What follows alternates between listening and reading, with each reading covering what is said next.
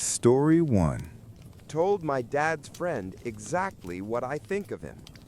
I told my father's longtime friend, a man who's treated me like a child my entire life, that I hate him. Years ago, my dad met a man named Harold through mutual friends, and they hit it off immediately. I was 18 at the time, a college student, and we were never close. Still, for some reason, Harold considered himself a family friend and always talked down to me like I was 5. Every time I saw him, I tried to convince myself he wasn't that bad, and every time he proved me wrong within a minute. He didn't respect boundaries and loved to remind me I was just a kid. Whenever I joined a conversation, he'd mock me, my studies, my hobbies, anything, just to get a reaction. And when he saw he'd annoyed me, he'd grin and say, half jokingly, "Do you hate me yet?" I'd always reply, "No, but only because of Dad." The final straw came when I was 20. We were having a barbecue, and out of nowhere, Harold interrupted everyone to say, "You know, I actually like you, even though you're such a rude, arrogant girl." I'd been quiet the whole day, doing some homework while helping out, polite and calm every time someone spoke to me. Even if I hadn't been, that comment was completely out of line. After that, I started avoiding every family gathering where he might show up. Fast forward to yesterday, my dad's girlfriend was having a small birthday dinner at Dad's apartment. I came with my fiancé and our 6-month-old son, and of course, Harold was there. I hadn't seen him in years, but he talked to me exactly the same way, like I was some clueless teenager.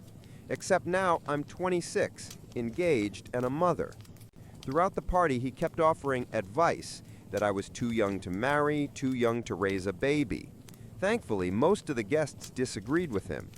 My son slept through most of the afternoon, and when he woke up hungry, I went to feed him in my old bedroom. There's still a crib there. When I came back, I heard Harold joking about how long I'd been gone, making disgusting comments about me barely keeping up as a mom. Then he interrupted a conversation I was having with one of Dad's friends to start interrogating me about motherhood, like it was his business, and made more comments about my age. The moment he asked if I'd ever considered putting my baby up for adoption, I realized I was done. I grabbed my son, told my fiancé we were leaving, and said goodbye to everyone, except Harold.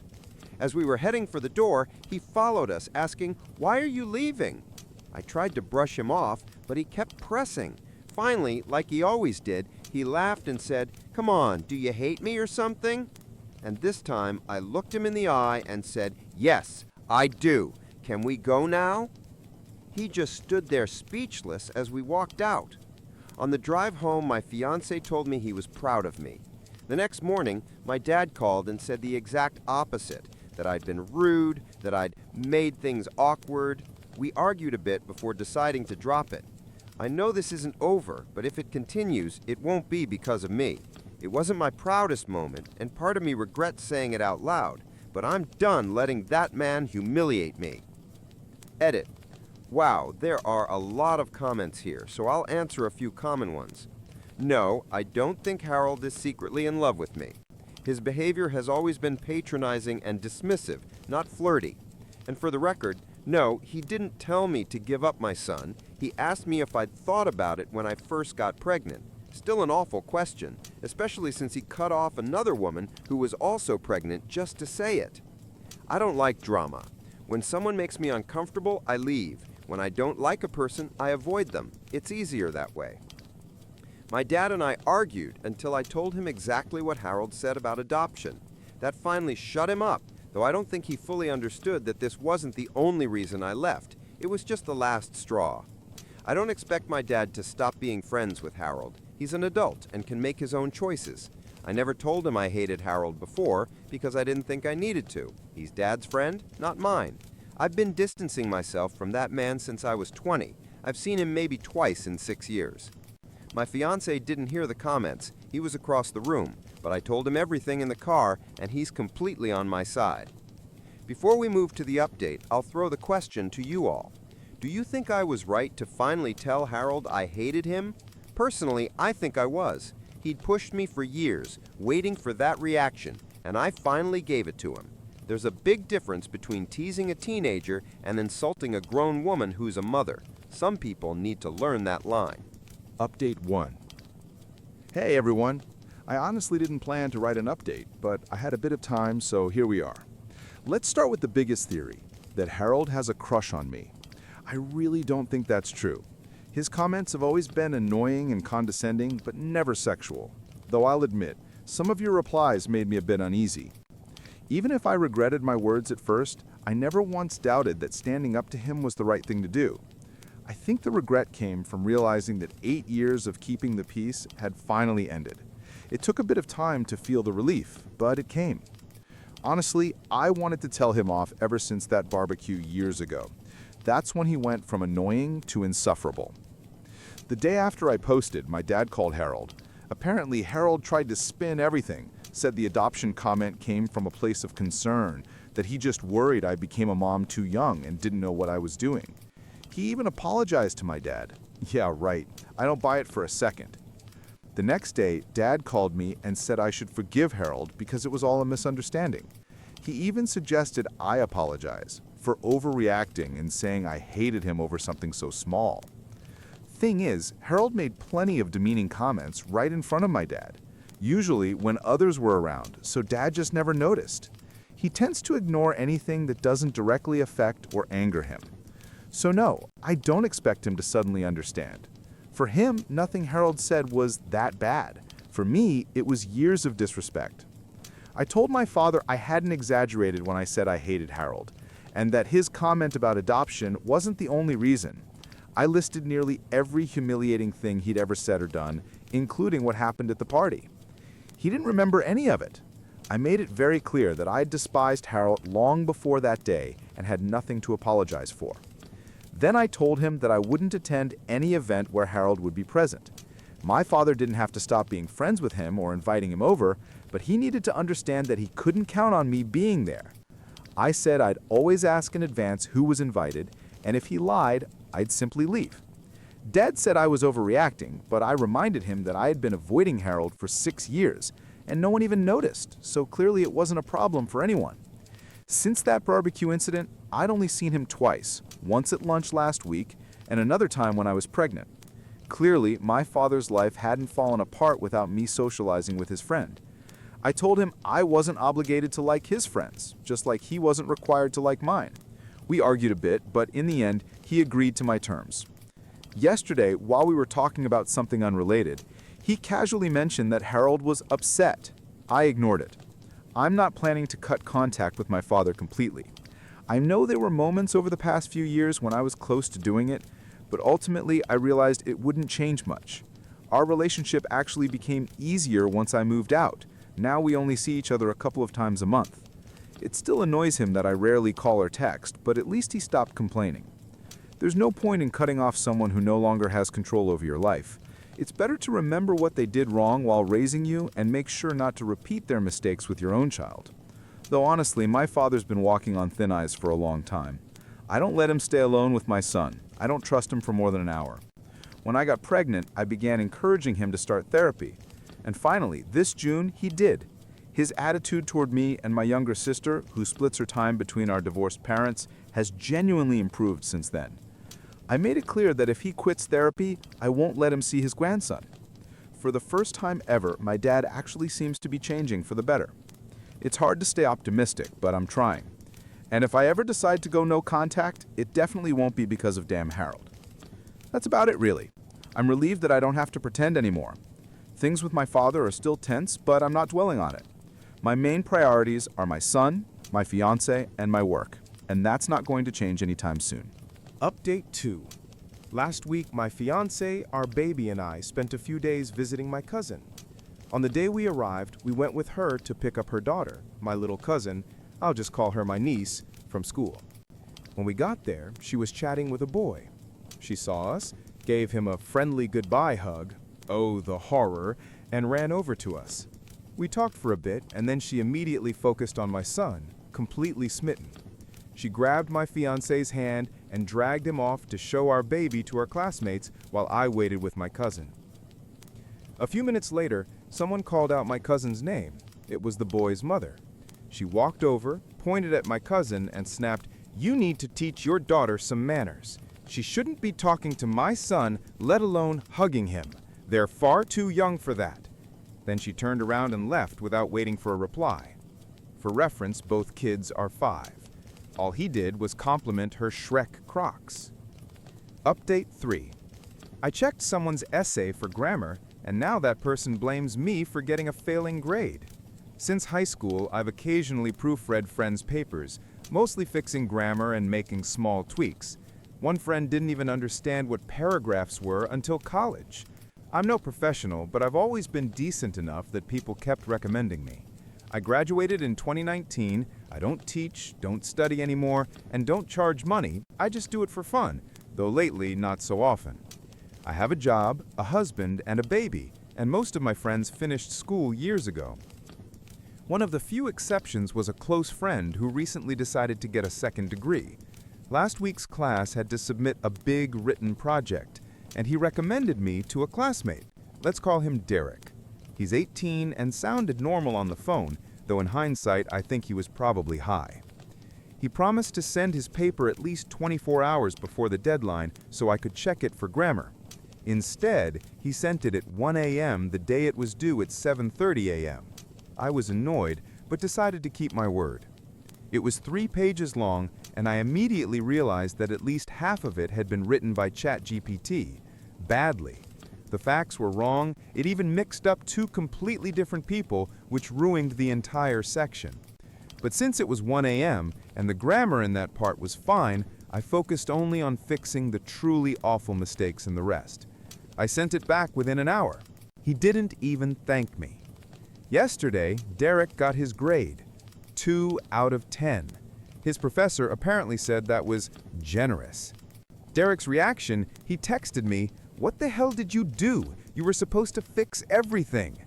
I reminded him that I only correct grammar, not factual errors. Both I and our mutual friend had told him that multiple times. He kept arguing that I should have rewritten the wrong parts since I noticed them. So basically, this guy submitted a half AI written paper and now blames me for his failure. Judging by his messages, he actually expected me to rewrite chunks of the essay for him. The audacity. I get it. Being a student is hard. I've been there. But I would never treat someone who's helping me for free like that. Honestly, I'm seriously considering never proofreading anyone's work again. Update 4. A quick one, but it's about Harold. Hi, everyone. Can't believe it's been over a year since my last update. I meant to write sooner, but life has been hectic. Raising a toddler, getting married, working like crazy, and binge-watching Supernatural. So yeah, I've been busy. Avoiding Harold openly has worked beautifully. My father respects my boundaries. Every time he invites my husband and I for dinner, I ask who else will be there, and if Harold's on the list, he tells me honestly. He's never lied, and he doesn't insist if I say I'm not coming. Since then, I've only seen Harold once, at my father's birthday party a couple of months ago. Yes, I knew he'd be there. My dad promised to tell him not to talk to me. Plus, there were going to be kids there, children of my dad's friends, some of whom I used to babysit. I love those kids more than I hate Harold, so I went. I spent most of the evening with my son and the kids. Harold didn't speak to me once, so I guess my father kept his word, though I did notice Harold glance at us a few times, and my husband caught him too, and my husband, the calmest man alive, somehow managed to look intimidating in return. God, I love that man. But guess who did talk to me? Harold's new girlfriend. Yep, he's dating someone now. We crossed paths twice. First when she came over to coo over my son and told me he needed a haircut. Instant dislike. Later she came back and said, "You're shy, aren't you?" I said, "No." She laughed and added, "Oh yes you are." She said it in that sing-song tone people use with 6-year-olds. I barely kept a straight face, otherwise I might have told her that I just preferred hanging out with kids who were far better company than her and her insufferable boyfriend. Honestly, they're perfect for each other. Not much else to add. My dad broke up with the woman he was dating last year, long story, and now he has a new girlfriend. She's not annoying or crazy, and honestly, I like her. Still, I'd bet their relationship won't last more than a year. Things with my dad aren't perfect, but they're better. He actually apologizes now. Maybe it's therapy working. Or maybe motherhood just made me terrifying. Either way, I'm not complaining. And I have to admit, he's turned out to be a great grandpa. I'm genuinely happy my father continues to respect my boundaries regarding Harold. I don't need that man in my life at all. Right now, I'm content. My son's happy and healthy. Part of me misses when he was tiny, but I'm prouder of him every single day. Watching your child grow into himself, it's just the best feeling in the world. Story 2. My parents are filming my life. My parents and I travel around the country in an RV. They post our lives online, and I hate them a little more for it every single day. When I was around 7, my parents decided to live in a camper and travel across the US. My dad works remotely, and my mom is a lifestyle blogger. She's not super famous, but popular enough that sometimes people recognize us in public. So, a camera has been pointed at me for as long as I can remember. For privacy reasons, I'm writing this from a throwaway account. I've already had more unwanted attention than most people see in a lifetime, and I'm exhausted from it. I sleep on a tiny bunk bed I outgrew years ago. The top bunk is the only place where I can keep my personal things. I don't even have a room, just a curtain. And honestly, thank God I'm an only child, or I'd have to share even that little bit of space. I was homeschooled most of my life, and when I hit high school, I insisted on switching to an online program. I'm 18 now, and I don't have a single real-life friend. We never stay anywhere longer than a month. I don't have a job either. It's impossible when you never live in one place. I could try online work, but that still wouldn't give me the independence to move out. I've talked to my parents about our lifestyle more times than I can count, but they're so deep in denial they truly believe this nomad life is the best possible way to live. They act like I'm some pet they can drag along on their adventures. I hate traveling. I can't stand the heat, the bugs, or the endless hiking. I'm sick of sleeping in different parking lots every week. I can't wait for the day I can finally escape, away from their sunrise hikes and the ever-present camera shoved in my face. Yes, I've technically seen the whole country, but does that mean I'm not allowed to want a normal life? To go to college? To have friends? It feels like I'm asking for too much. Comments and my thoughts. People often tell me how lucky I am to live this way, but honestly, it's lonely beyond words. Someone once asked if I had any other relatives I could stay with. Sadly, I thought I didn't. My current plan is to find some kind of online work, save as much money as I can, and eventually rent a small apartment. I've also been talking to an online friend about possibly becoming roommates someday to share expenses. College might be my best shot at getting out, even though it's expensive. It would at least be a real step toward freedom and maybe a chance to finally have a life of my own. Still, I'm nervous. Being homeschooled left me far behind academically, and high school was already hard enough. Honestly, I'm just proud I managed to graduate from online school at all, instead of continuing full homeschooling. Someone joked that if I started making content about escaping my hipster parents, I'd probably go viral. And yes, the thought crossed my mind. Not for fame, but to raise awareness about what it's like to have your childhood turned into content. But I decided against it for a few reasons. First, it wouldn't be sustainable. People would lose interest after the story was told. Second, I'd need a stable, safe environment before putting myself out there publicly, and I don't have that yet. But most importantly, my life has already been on display without my consent.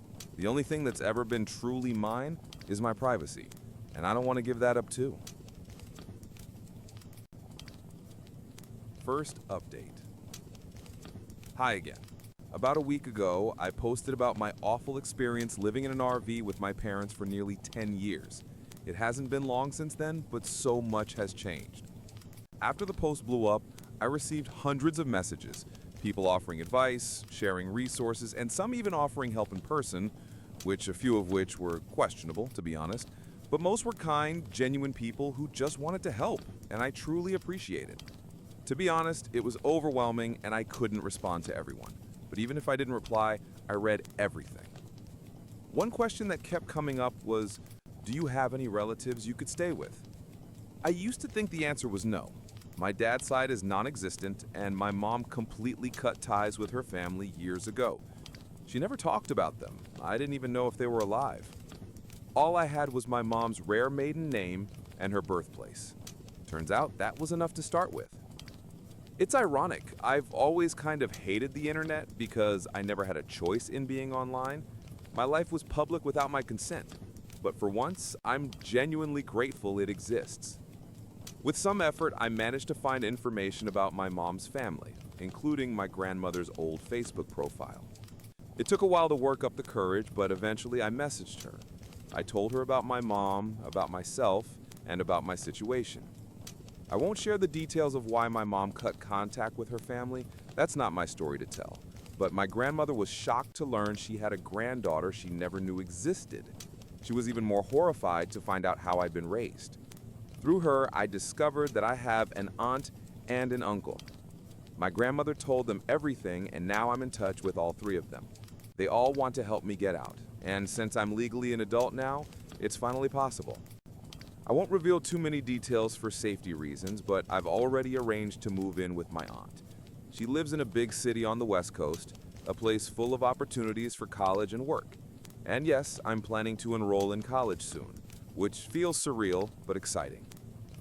My uncle has kids of his own, but my aunt lives alone and offered me her spare room for as long as I need it. She even bought my train ticket herself. I already have enough money to make it to the station. It still feels strange to say it out loud, but I'm talking to my family now. Real family. I'm still figuring out how or if I should tell my parents. My mom doesn't even know where her relatives live, so even if I said who I'm going to, she wouldn't know where that is. Some people suggested that if I decide to leave without telling them directly, I should leave a note or a short video explaining that I left willingly, just in case they make it sound like I was taken. That's probably what I'll do. Funny, isn't it? After all those years of being filmed, I might end up recording a video for myself, the only one that actually matters. As for my mom's content, I've been keeping quiet whenever the camera's on. Thankfully, neither of them has noticed anything unusual yet. Before I end this, I want to make one thing clear. Most of the people who reached out were kind and helpful, but if you tried to guess who I am, luckily commenters called them out and they deleted their posts. Some even messaged me privately trying to figure it out. I get the curiosity, I do, but I made this post anonymously for a reason. I've had enough attention to last a lifetime, and I'm done with it. So please, even if you think you figured out who I am, don't share it. Let me keep what's left of my privacy. Long story short, I finally have a plan to leave and a safe place to go. If someone had told me 2 weeks ago that not only would I have a way out, but that I'd reconnect with family I didn't even know existed, I never would have believed them. Final update. Hi everyone. I'm not planning to post another update for now, but I wanted to calm those who were worried about me. I'm doing fine. Truly, thank you all for your kindness and support. To answer some of the concerns people had, yes, I'm aware I don't really know my mom's side of the family yet, and I promise I'm being careful. I understand why my mom doesn't talk to them, and honestly, after seeing the documents and hearing their side, I believe them. They showed me actual court papers and messages that explained everything. My train isn't today or tomorrow, so before leaving, I'm still keeping in touch with them. They've been genuinely caring and trustworthy so far. My aunt, the one I'll be living with, is incredibly sweet. We already found a few shared interests, and she makes me feel welcome. Oh, and I don't think I mentioned this before. I'm applying to college. For the first time, it feels possible. Hopefully, I'll be living in a dorm, so I won't stay with my aunt for long, just until things settle down. Some people told me not to record a goodbye video for my parents, and you're right. It would only be used for their content. I was angry and hurt when I thought about doing it, but I've realized it's not worth it. Maybe one day I'll talk to them face to face, but not now. Someone gave a really smart piece of advice: to contact the local police non-emergency line once I move, just to let them know where I'll be staying and ask for a welfare check after a few weeks. That's actually a brilliant idea. Thank you for that suggestion. Second update. Hi again. It's been some time, and I wanted to share how things turned out. In my previous post, I said I'd gotten in touch with my relatives on my mom's side and might have a place to go. Well, I did it. I'm safe now, away from my parents, and we no longer speak. My aunt is an absolute angel, kind, understanding, and full of warmth. My grandmother and uncle are just as amazing. When I first arrived, my aunt and grandma took me on a mini shopping trip. Clothes, room decor, everything I could possibly need. And yes, I finally have my own room. My uncle introduced me to my cousins. He has a son and a daughter about my age. We've already become good friends. We hang out, laugh, and just live like normal teens.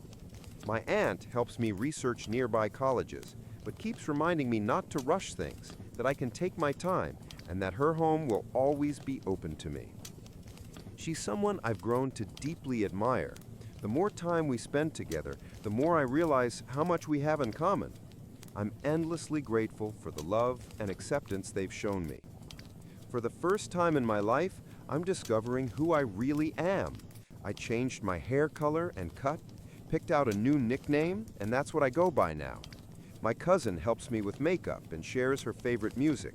She calls herself a cringe-free pop fan, but honestly, she's awesome. I even made a private Instagram, only 5 followers, and I plan to keep it that way. For once, I feel like a normal teenager. I look in the mirror and genuinely like who I see. I didn't realize how uncomfortable I'd been in my own skin before, always trying to take care of everyone else, but never myself. Now, I'm finally free to breathe, to grow, to just be. I've started seeing a therapist, and she suggested writing this update as a way to close the past chapter of my life, to let go, and to move forward. This will be my last update. I want to live my life, enjoy my future, and keep my personal space. Many people ask me to share more about my childhood or everything that happened, but I'm not ready. This is my story, and I decide what to share. For the first time, I have control over who knows what about me, and I'm not giving that up. I'm truly happy now. I'm safe, I'm making plans, thinking about my future, and discovering who I am beyond the image my parents created. Thank you all for your kindness, advice, and compassion. Goodbye, and thank you for helping me get here. Story 3. I'm refusing to go on a family vacation because my sister expects me to look after her kids again. I even had to move out of my parents' house earlier because I was constantly being pulled into babysitting my 3 nieces and nephews. Despite that, last year I still ended up acting like a helper, or even the main nanny during our family trip. For example, last summer we went to the beach. My parents paid for my hotel, but I had to share a room with 3 loud boys because my sister and her husband wanted their own space. I was promised I'd have time for myself, but instead I spent almost all my free time taking care of the kids. When I complained, everyone reminded me that I wasn't paying for the trip. In the end, we only did one thing I actually wanted, visiting an art gallery. I enjoy that kind of thing on vacation, but the kids were bored. This year, my parents planned another similar trip in June and expected everything to be the same. I refused. I told them I would drive separately and pay for my own hotel so I could have my own space. They were surprised and brought up the cost, but I explained that I have a stable job and can afford it. That led to arguments, but I explained my reasons clearly. I want to enjoy a vacation like an adult, not spend it like a babysitter. My parents told my sister, and she immediately called me, yelling that I would ruin everything if I didn't help her with the kids. I finally snapped and reminded her how last year I was dragged into her chaos, barely able to do anything for myself, and even made to feel guilty for wanting something simple like visiting an art gallery. I told her I deserve a proper vacation too. Now she refuses to talk to me, and my parents are still trying to convince me to go along just to avoid conflict. I'm standing my ground, even though the pressure is growing.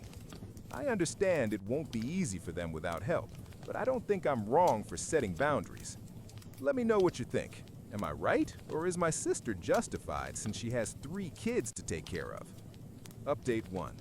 About an hour after I posted, my sister somehow found it. She wasn't just angry at me, she was upset that people in the comments didn't support her. She had a meltdown talking about how hard it is to raise triplets and insisting that I, as someone young and independent, should help her. I didn't change my position, and now I'm expecting a call from my parents since she already reached out to them. Update 2. After work, I can add more details. Things have mostly settled now. My parents saw my post and were shocked by how many people responded. Yes, they were upset that I posted it, but I told them if they had listened to me earlier, it wouldn't have been necessary. I was tired of always being the one expected to sacrifice for family peace. Eventually, my parents confronted my sister. The trip was canceled anyway since nothing had been booked yet, but now they're arguing with her. She blames me, and the kids are disappointed because they won't go to the beach. She even called me during lunch and implied that I don't have my own life, so I should help her. I recorded that conversation and showed it to my parents, which made them even more upset with her. A few days later, they told me they would never force me to babysit again and admitted that last year's situation was unfair. Now they're angry at my sister for saying I should help just because I have no life. Meanwhile, her husband has stepped back from the chaos and spends most of his time at work. Update 3. My parents have apologized, but my sister hasn't yet. At least as of a week ago, she refused. This whole situation basically exposed deeper issues in our family. For context, my parents and sister got used to me helping with her triplets. I lived with my parents until I was 22 to save money during college. I had a scholarship, but staying at home made things easier, and I'm grateful for that. But after graduating, everyone assumed I had unlimited free time. That's when they convinced me to go on that family trip. During that trip, I was responsible for 3 6-year-old boys and even had to share a room with them. They didn't listen to me at all. I even had to call their mom multiple times just to get them to behave. Yet, whenever I wanted to do something for myself, I was treated like the problem. If my plans didn't match the rest of the family, they were ignored. It felt completely unfair. I was part of the family, but my opinion didn't matter. After that trip, I spoke honestly with my parents, and they admitted they were wrong. By the end of the summer, I moved out without telling anyone in advance. I had already secured a good job after an internship, and moving closer to work reduced my commute significantly. My sister was especially unhappy because she lost her regular free babysitter, but she still tried to pressure me into helping. Sometimes I gave in when she offered things like pizza, and it became expected. When my parents suggested another trip to the same place, I immediately recognized it would be the same situation again. If I accepted their offer to pay, I'd be stuck babysitting. So I told them calmly I would go independently and pay for myself. That's when everything escalated. My parents started pleading, and my sister tried to pressure me emotionally, but I refused. After I posted about it, my family initially turned against me. My parents even called me while reading my post. I asked them if anything I wrote was untrue. They tried to say it was exaggerated, but I pointed out specific details that proved otherwise. I told them to look at the comments, even though there were too many to read fully. The number kept growing quickly, which shocked them and made them reconsider their actions. My sister also tried calling me repeatedly during work. I finally answered at lunch. She complained that my post turned her parents against me. After their argument, my parents canceled the trip. At first, they tried to blame me for it, but later they admitted their mistake. They acknowledged it wasn't fair to treat me like free childcare, especially since I no longer lived with them. They also tried to justify things by reminding me I lived with them for free during college, but I pointed out that wasn't a valid argument. When my sister finally spoke to me, she revealed her mindset clearly, saying I had no life and should spend my weekends helping her because she was too tired to manage everything. She's a stay-at-home mom. Her husband earns well and they live comfortably, but her kids are not my responsibility. She got angry and hung up. I had recorded the call and later showed it to my parents, which made them even more upset with her. A few days later, her husband stepped in and made her apologize. It was clear he hadn't realized the full situation before.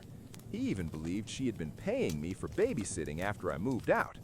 In reality, she barely covered anything, sometimes just gave money for pizza. It turned out she hadn't paid me properly for months. When this came up, her husband was furious, and she had to pay me everything she owed from her savings.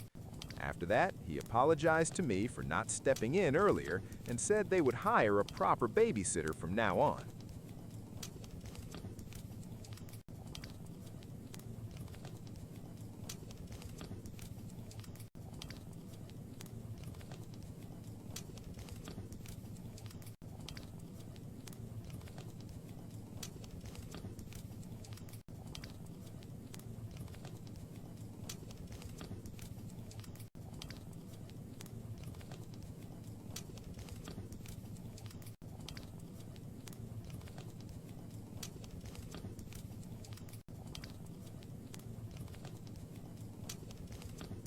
A few days later, we had a family meeting at my parents' house. Everyone apologized to me again. After that, my parents confirmed that the family vacation was still happening. And yes, I'm still going on my own terms, driving separately and paying for my own hotel room. I made it clear that if my sister even tries to push childcare onto me again, I'll switch hotels. I told her directly, and she promised it wouldn't happen. So, if there's no update a month after the trip, it means everything went fine. Update 4. My sister called me demanding that I delete my posts. She had realized how widely the story had spread and couldn't handle the backlash anymore. She asked if people were still commenting, and I told her honestly, yes, around 10 new comments a day, and most of them are criticizing her. She broke down crying and begged me to take everything down. I refused. I told her those posts are the only reason she can't treat me like garbage anymore. She acted like my entire life should revolve around hers. She didn't even properly pay me for babysitting, kept money for herself, and turned me into a full-time nanny during last year's vacation. It's no surprise people reacted negatively. When I mentioned I had even made a video about the situation, she completely lost it and hung up. Later, my parents called, asking me to delete the posts too.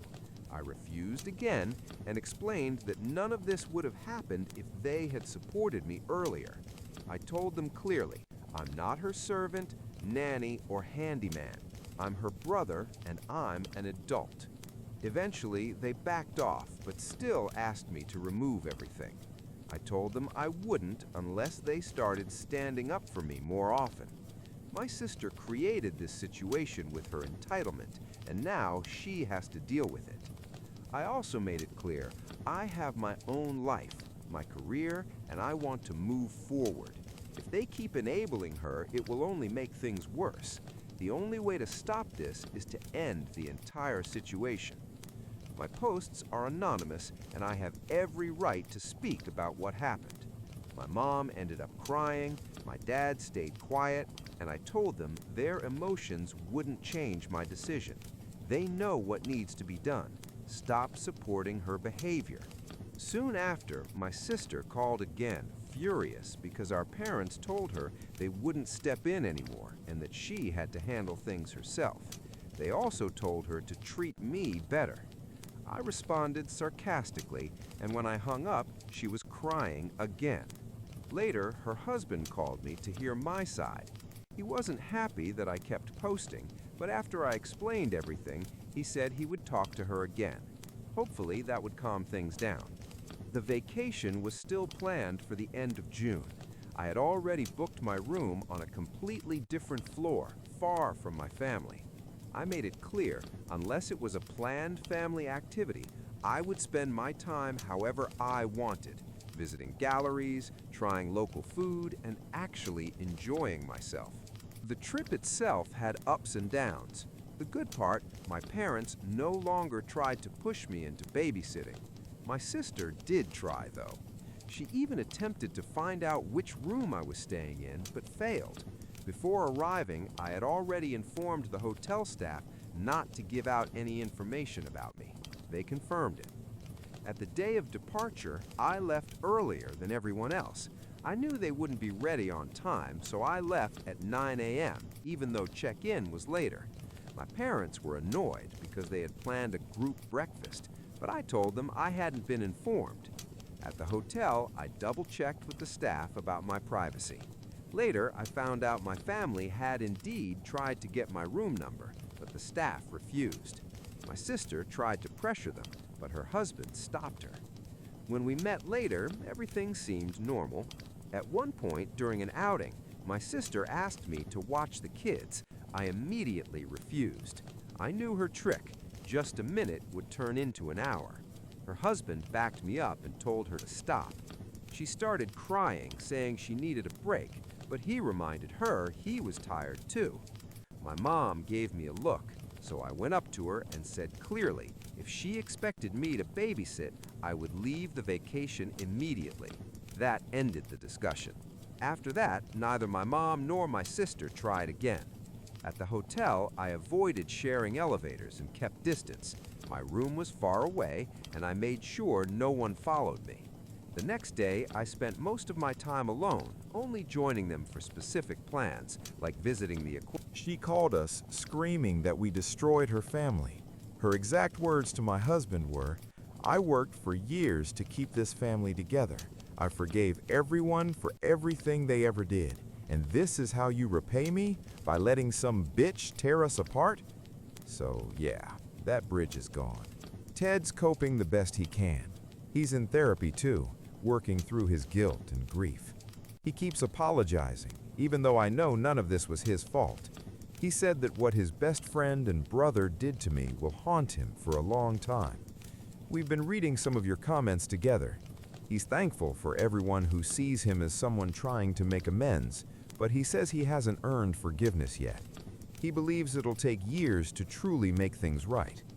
He even told me that he'd understand if I wanted a divorce, that he couldn't live with himself knowing what his family did to me. But I told him no, I still love him deeply, and I know he isn't responsible for what happened. We'll see how therapy goes, for both of us.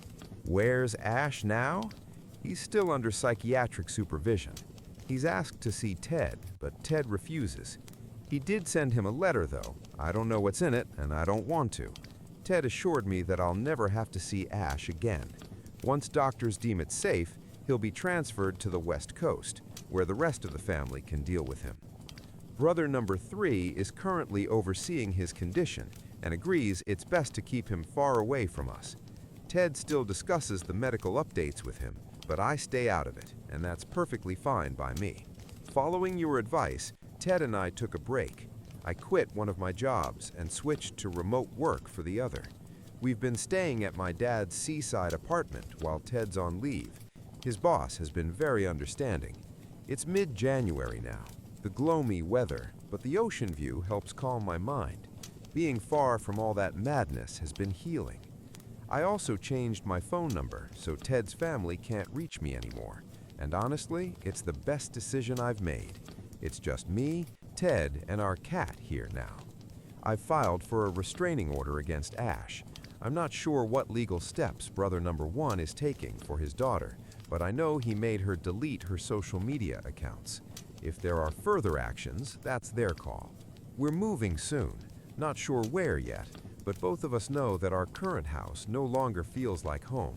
Over the next few weeks, we'll start looking for a new place closer to my family. As for what was in the locked guest bathroom, sorry to disappoint, but there were no body parts or horror movie scenes. It was just more of the same stuff they'd already found in the main bathroom. I don't think Ash is some serial killer in the making. He's just a severely disturbed man with self-destructive coping mechanisms and deeply unhealthy attachments. One commenter suggested he might have deep-rooted hatred or distorted view of women, and honestly, I agree.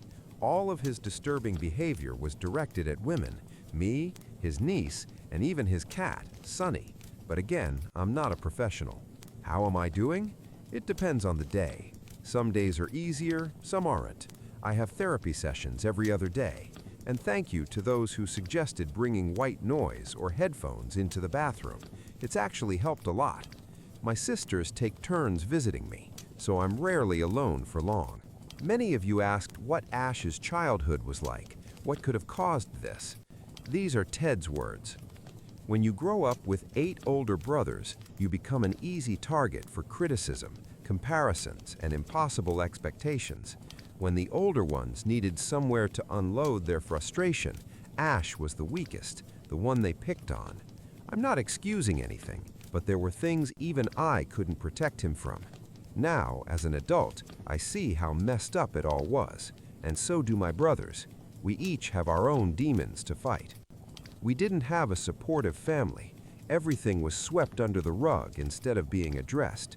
It left us broken, unable to tell right from wrong. Some of us got better, thanks to our partners, jobs, and experience, but we still have a long way to go. We can't undo the past. All we can do is acknowledge it and try to be better tomorrow. Why didn't anyone check on his cat sooner? Because there was no reason to suspect anything. Sunny was never a very social cat, so during lockdown video call, Update 3, unique and translated version. Hey everyone, it's been about 2 months since all this chaos started. During that time, I've gotten tons of messages and comments asking for an update, most of them kind and supportive. Of course, there were a few nasty ones too, but at this point, I've made peace with the fact that it's just part of internet culture. First off, sorry it took me so long to write this. I know many of you are curious about what's been happening with Ted's family, but I really needed time to process everything. Anyway, here's another miserable little piece of the puzzle so you can finally get some closure. So, Ted asked me to move out for a while. He's been struggling a lot emotionally and said my presence was only making things harder for him. He's drowning in guilt, and dealing with all those skeletons from his family's closet is too heavy for anyone. We're not officially divorced, but we're not looking for a new place together either. We're still in the process of selling our old house. Ted's living there, and I've been staying with my parents. I honestly don't know what will happen once the house is sold, or what he really wants, but I promised to give him space. He did allow me to post this update though, because despite some hateful messages, most of you have been incredibly kind and supportive. Now, as promised, here's the updated version of Ted's family tree, including the sisters. Brother number 1, doctor with a military background, married, 3 kids. Brother number 2, surgeon, married, has 2 dogs and a bearded dragon. Brother number 3, engineer, engaged, 1 dog. Brother number 4, teacher and researcher, married, 1 child. Sister number 1, deceased. Brother number 5, works in IT, married, not many details. Brother number 6, doctor, single, open to dating. Brother number 7, chef or businessman, married, 1 kid. Brother number 8, car salesman, married, 3 kids and some fish. Sister number 2 and 3, both deceased. Brother number 9, married, possibly divorced now, 1 cat. Brother number 10, Ash. Now, about the sisters, I only mentioned them this time because, well, the family story is already insane, and this just adds another layer. I didn't include them earlier because Ted never talks about them. For him, they've simply never existed. All 3 sisters were born and passed away before Ted was even conceived, so in his mind, he only has brothers. You guys came up with some wild theories, some surprisingly close to the truth, some totally unhinged. But honestly, given what we know about this family, a bit of insanity seems to run in their blood. Anyway, no, the sisters weren't murdered. Sister number 2 and 3 were twins who died shortly after birth due to a developmental defect. Their lungs never fully formed. That's all Ted knows. I don't talk to his family anymore, so I can't confirm more details. Sister number 1 died in a motorcycle accident. One of the brothers was driving, underage and drunk. I didn't mention this before because it wasn't my story to tell. It had nothing to do with my situation, and I still believe people deserve privacy, so I'm not saying which brother it was. Many of you also asked about the dark secrets Ted's mother supposedly forgave her sons for. I'll share only what's been openly discussed before. I won't name which brother did what, except for brother number 7, since I already told his story. So here's what I know. Brothers 1 to 4 were the classic golden boys, smart, athletic, high-achieving. That set the bar ridiculously high for the younger ones. The family expected every child to excel in school, sports, get a scholarship because paying for 10 college educations wasn't realistic, and build a successful career. But brother number 7 wanted none of that. He's a smart guy, but thought it was unfair that his life had to be a constant competition with his siblings. After high school, he told his parents he was going abroad to study culinary arts. His scholarship supposedly covered part of his tuition, but not housing. His parents were thrilled. Their son was going to become a world-famous chef. They agreed to help with expenses, as long as he kept good grades and cooked at family gatherings. In reality, he moved to New York, shared an apartment with 4 roommates, and pretended to live abroad. This was before video calls were common, so it wasn't hard to pull off. He just needed to call his parents at times that matched the time zone difference. He even made up stories for family holidays. His parents sent him money for tuition and rent, but he invested it and eventually made a decent profit. Years later, he returned to the West Coast claiming he was managing restaurants. The truth came out only when one of the nieces said she wanted to apply to the same school and asked him about it. By then, he was already financially stable, so there weren't major consequences. And to be fair, the man can really cook. He still handles Thanksgiving and Christmas dinners. Now, for the rest of the family drama, things I learned from Ted, his mom, or the brothers themselves, and for whom none of them were ever punished. Stealing and completely wrecking at least 2 cars, the same brother, both times. Another brother also stole a car. Leaving their grandmother alone for a week, even though they were supposed to care for her. Stealing and selling things from their own home. Fistfights that ended with police involvement. Other fights that didn't involve police but did end with hospital visits. Skipping major school events, stealing trip money, or pocketing class funds. Public nudity, indecent behavior, and urinating in public, apparently a family tradition. One stalking incident that ended with a restraining order. Frequent teenage drinking and underage drunk driving. As for their father, last time I saw him, he was in an urn on his mother's mantle, hopefully still there. In life, he was an awful, misogynistic, abusive husband and father. Somehow, though, he managed to act like a decent grandpa. And before anyone judges, why did you let the kids near him? That's not on me. I don't have children. Ted's siblings do. Ted's parents were, and his mother still is, very traditional. They only ever cared about appearances, the image of a perfect family, with proud sons and beautiful daughters. I'm not excusing them, but losing their daughters really broke them and the whole family dynamic. As for why they had more kids after that, they desperately wanted another girl. They tried twice more, then couldn't have children anymore. I don't know if they would have kept trying or if the infertility made things emotionally worse. As for Ash, I honestly don't know how he's doing. I'd love to say I don't care, but I do a little. Therapy has made me more empathetic, and I can see that he's a sick person. I just hope he gets better, far, far away from me. And that's pretty much everything I can tell you about Ted's family. Big shout out to brother number 6, though. He's been supportive throughout all of this. Still single, by the way, and made me promise to mention that. So if anyone on the West Coast is looking for a kind, attractive doctor from an absolutely bonkers family, here's your chance. As for me, things are still rough. I had to quit my second job after already leaving the first one. So yeah, I'm unemployed and living with my parents right now. But my dad says he doesn't care as long as I'm okay, and I love him for that. I'm still going to therapy. It's the one thing keeping me grounded these days.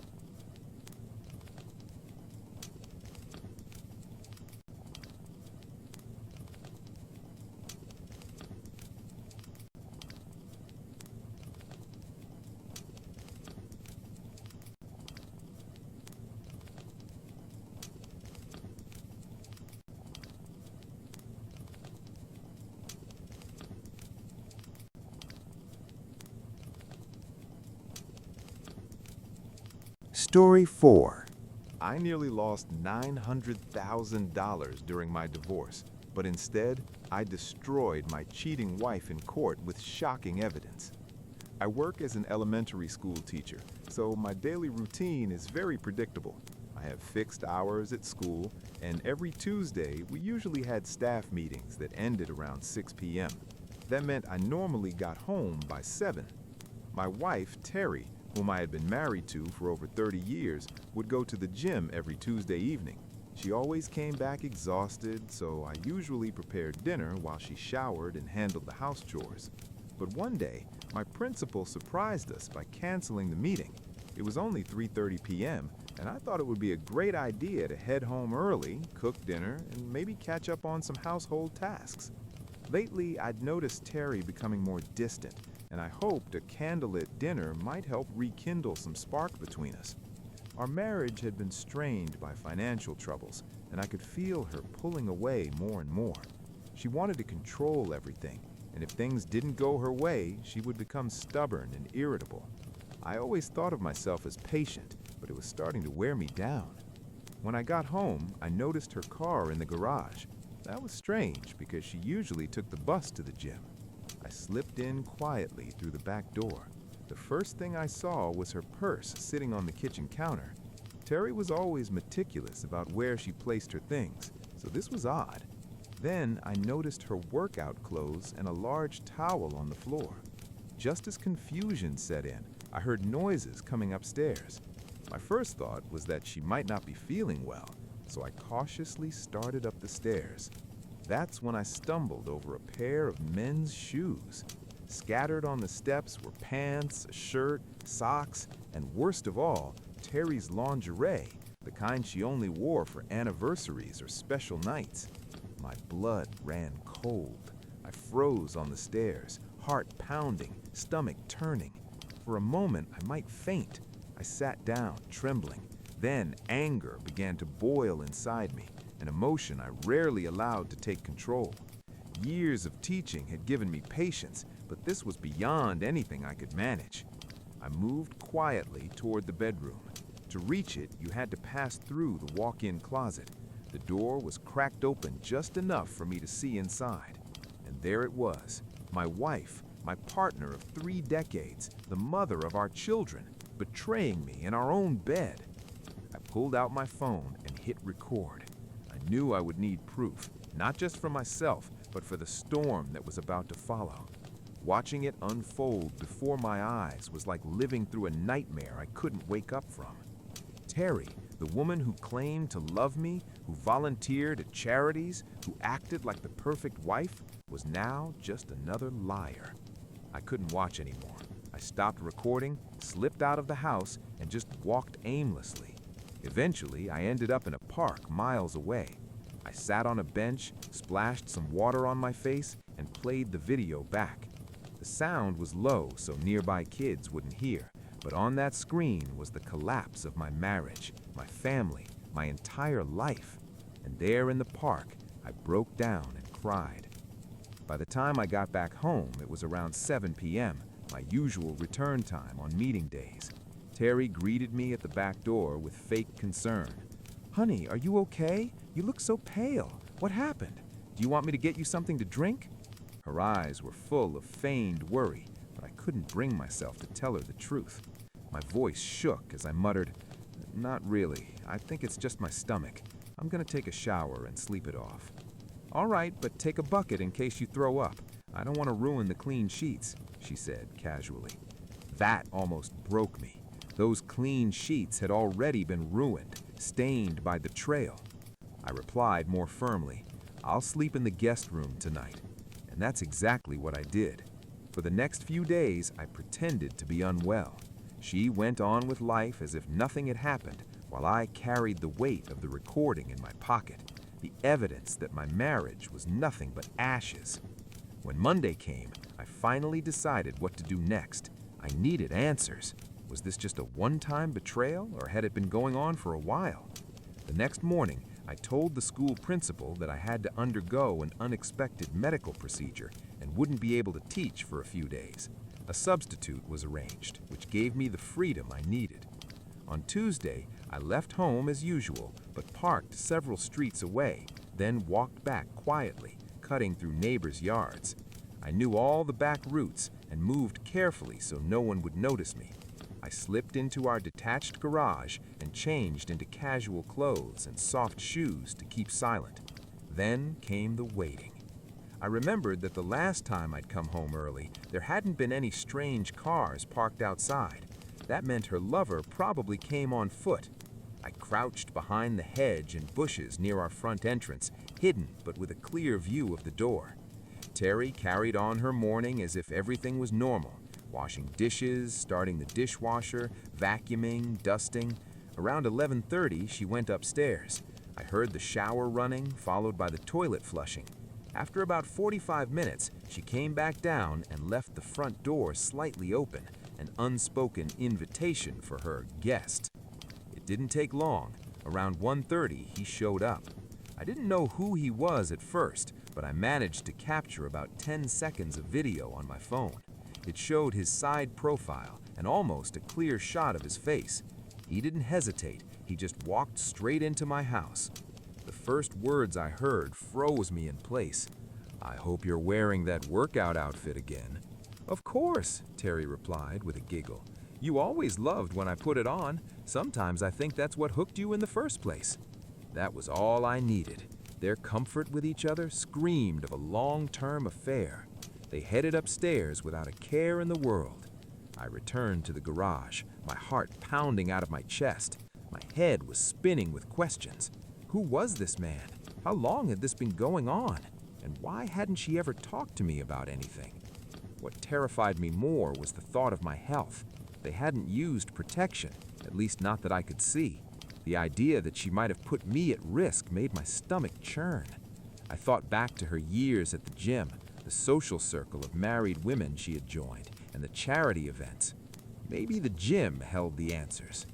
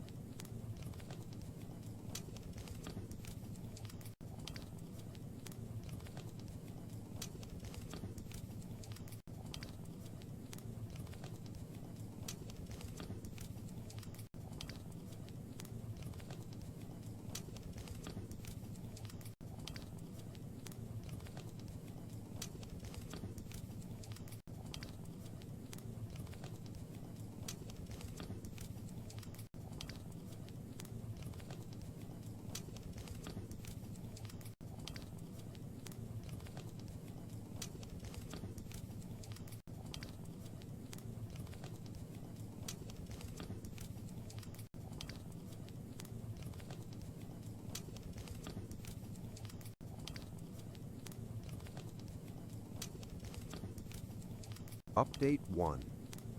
Being a teacher came with one big advantage. I had access to printers and other resources. I decided to start by printing still frames from the video I had taken. Identifying him was now my top priority. On Thursday, when Terry was supposed to go to the gym again, I suggested going with her. I claimed I was thinking about getting a membership myself, especially since school was on break. She immediately grew uncomfortable and tried to talk me out of it. "It's really just a group of wives who chat more than work out," she insisted. But I didn't budge. So that Thursday, I walked into the gym with her. The moment I stepped inside, it felt like a scene from an old Western. Everyone turned to stare at me, whispering among themselves. Terry was visibly on edge, sneaking nervous glances toward the staff area. I tried to distract myself by walking around the facility. It was the usual setup, rows of machines, mirrors on the walls. Near the exit, I noticed a staff board with photos and contact info. At the top was the owner and director, Ms. Elizabeth West, followed by 2 women and 1 man. My blood went cold. The man was him, the lover. Under his photo, Philip Barnes, head of training programs, personal coach. As I memorized his number, I looked back toward the machines. Terry was gone. Panic struck me until I spotted her a few minutes later in a hushed but desperate conversation with none other than Philip. She stood partly hidden behind weight equipment, gesturing for him to leave. Then she quickly returned to her machine as if nothing had happened. She didn't realize I'd seen it all. I sat there, burning with rage, trying to keep my composure. When she came back over, she noticed my pale face and asked softly, "Are you okay? Is your blood sugar still low?" "I'm fine now. Are you ready to leave?" Before she could answer, the director's voice echoed through the loudspeaker. "Ladies and gentlemen, the last training session of the day is canceled. Mr. Barnes suddenly felt unwell and had to go home." A wave of disappointment swept through the women in the gym. But I wasn't disappointed. For me, it only confirmed everything. Update 2. It seemed that workouts with Mr. Bont were a cornerstone for many women at that gym. That alone made me think this needed deeper investigation. When I glanced at Terry, she didn't show much reaction to the announcement of his sudden illness, but I could swear I saw her shoulders relax, as if a huge weight had been lifted. "Let's go," she said quickly, snatching her towel and gym bag from the storage area where everyone left their things during class. We were just stepping out when a woman approached us, someone I didn't immediately recognize. "Such a shame we couldn't finish today's session properly," she commented to Terry. Terry gave a brief "agreed" and headed toward the car, clearly signaling that she had no interest in chatting further. "See you later," she tossed over her shoulder before sliding into the car faster than I'd ever seen her move. The ride home was silent. Terry leaned her head back, closed her eyes, and deliberately slowed her breathing as though calming herself. She looked serene, almost too serene, and I couldn't help but think maybe I could use this relaxed moment to probe deeper. "That was a pretty interesting workout, dear. The place is really well equipped. No wonder you've stayed so toned all these years." "Thanks, honey," she replied softly. "You're absolutely right. The program's great, and I enjoy being there. The women are friendly, too. Too bad Mr. Bont wasn't around today." She caught herself too quickly, correcting, Philip Bont. He usually finishes every session with those tough exercises that really push us to the limit. It's always disappointing when he's not around." Inside, my stomach twisted. I knew all too well how far he had been pushing her body, but outwardly I only muttered, maybe he'll be better by next Thursday." The thought of their next intimate encounter made me sick, but I shoved it down. The following week, I had playground duty at school during pickup time. For those unfamiliar, it's chaos. Kids rushing out, chatting with friends, scanning for parents, while we teachers try to keep order until each child is collected. Near the end of pickup, a car pulled up, and I instantly recognized the driver. It was the same woman who had tried speaking to Terry in the gym. "Hello," she said nervously. "Sorry, I'm new to all this and lost track of the time. My son Timothy's here, right?" That wasn't unusual. New parents often struggled with pickup procedures. I reassured her I'd get Timothy, while colleagues covered the remaining kids. I found him near his classroom, chatting with another student. "Hey Tim, your mom's here. Let's head to the pickup area." He looked puzzled. He was in the last year of elementary school, old enough to not lose track of time. "That's weird," he muttered. "Mom's usually busy with her fitness instructor on Friday afternoons. Back at my old school, she often didn't come until 5:30. The word fitness instructor hit me like a hammer. My heart pounded as I casually asked, "Oh, that's great she takes care of her health. Do you happen to know his name?" "Yeah, it's Bont or something like that. He works at the local gym but also does private lessons at home. That's who I want to be when I grow up. Mom always seems so happy and relaxed after training with him. We usually order takeout on Fridays because she doesn't have time to cook."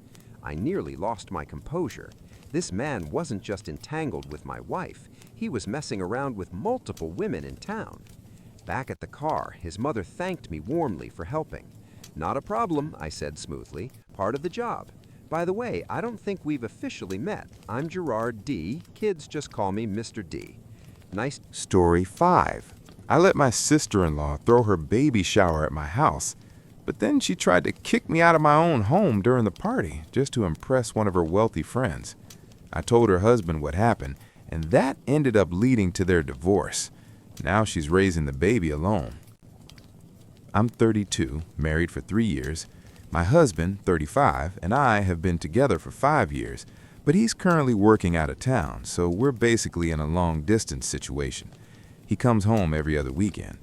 We recently bought a beautiful new house right next to my parents' place, so it's convenient for all of us. It's pretty big for just me, but I love the space. At our housewarming, everyone complimented it, especially my sister-in-law, Carrie, 32. She couldn't stop gushing about it. Carrie and I aren't super close, but we've always gotten along. A couple weeks ago, she asked if she could have her baby shower at my house. I agreed without hesitation. She was pregnant, I didn't want to be rude, and honestly, I thought it might be nice to socialize a bit, since I spend a lot of time alone. She said she didn't want to waste money renting a venue when I had such a perfect home for it. Her own house is fine, but smaller and not as impressive. I took her compliments at face value and agreed. For 2 weeks, she came over almost every day to plan things. I even took a day off work to help her. I work in finance, definitely not in event planning, but she kept treating me like her personal party coordinator. Still, I didn't mind because I thought this would bring us closer. I was wrong. On the day of the shower, I spent hours helping the decorators set everything up. Carrie arrived early, thanked me, acted totally normal.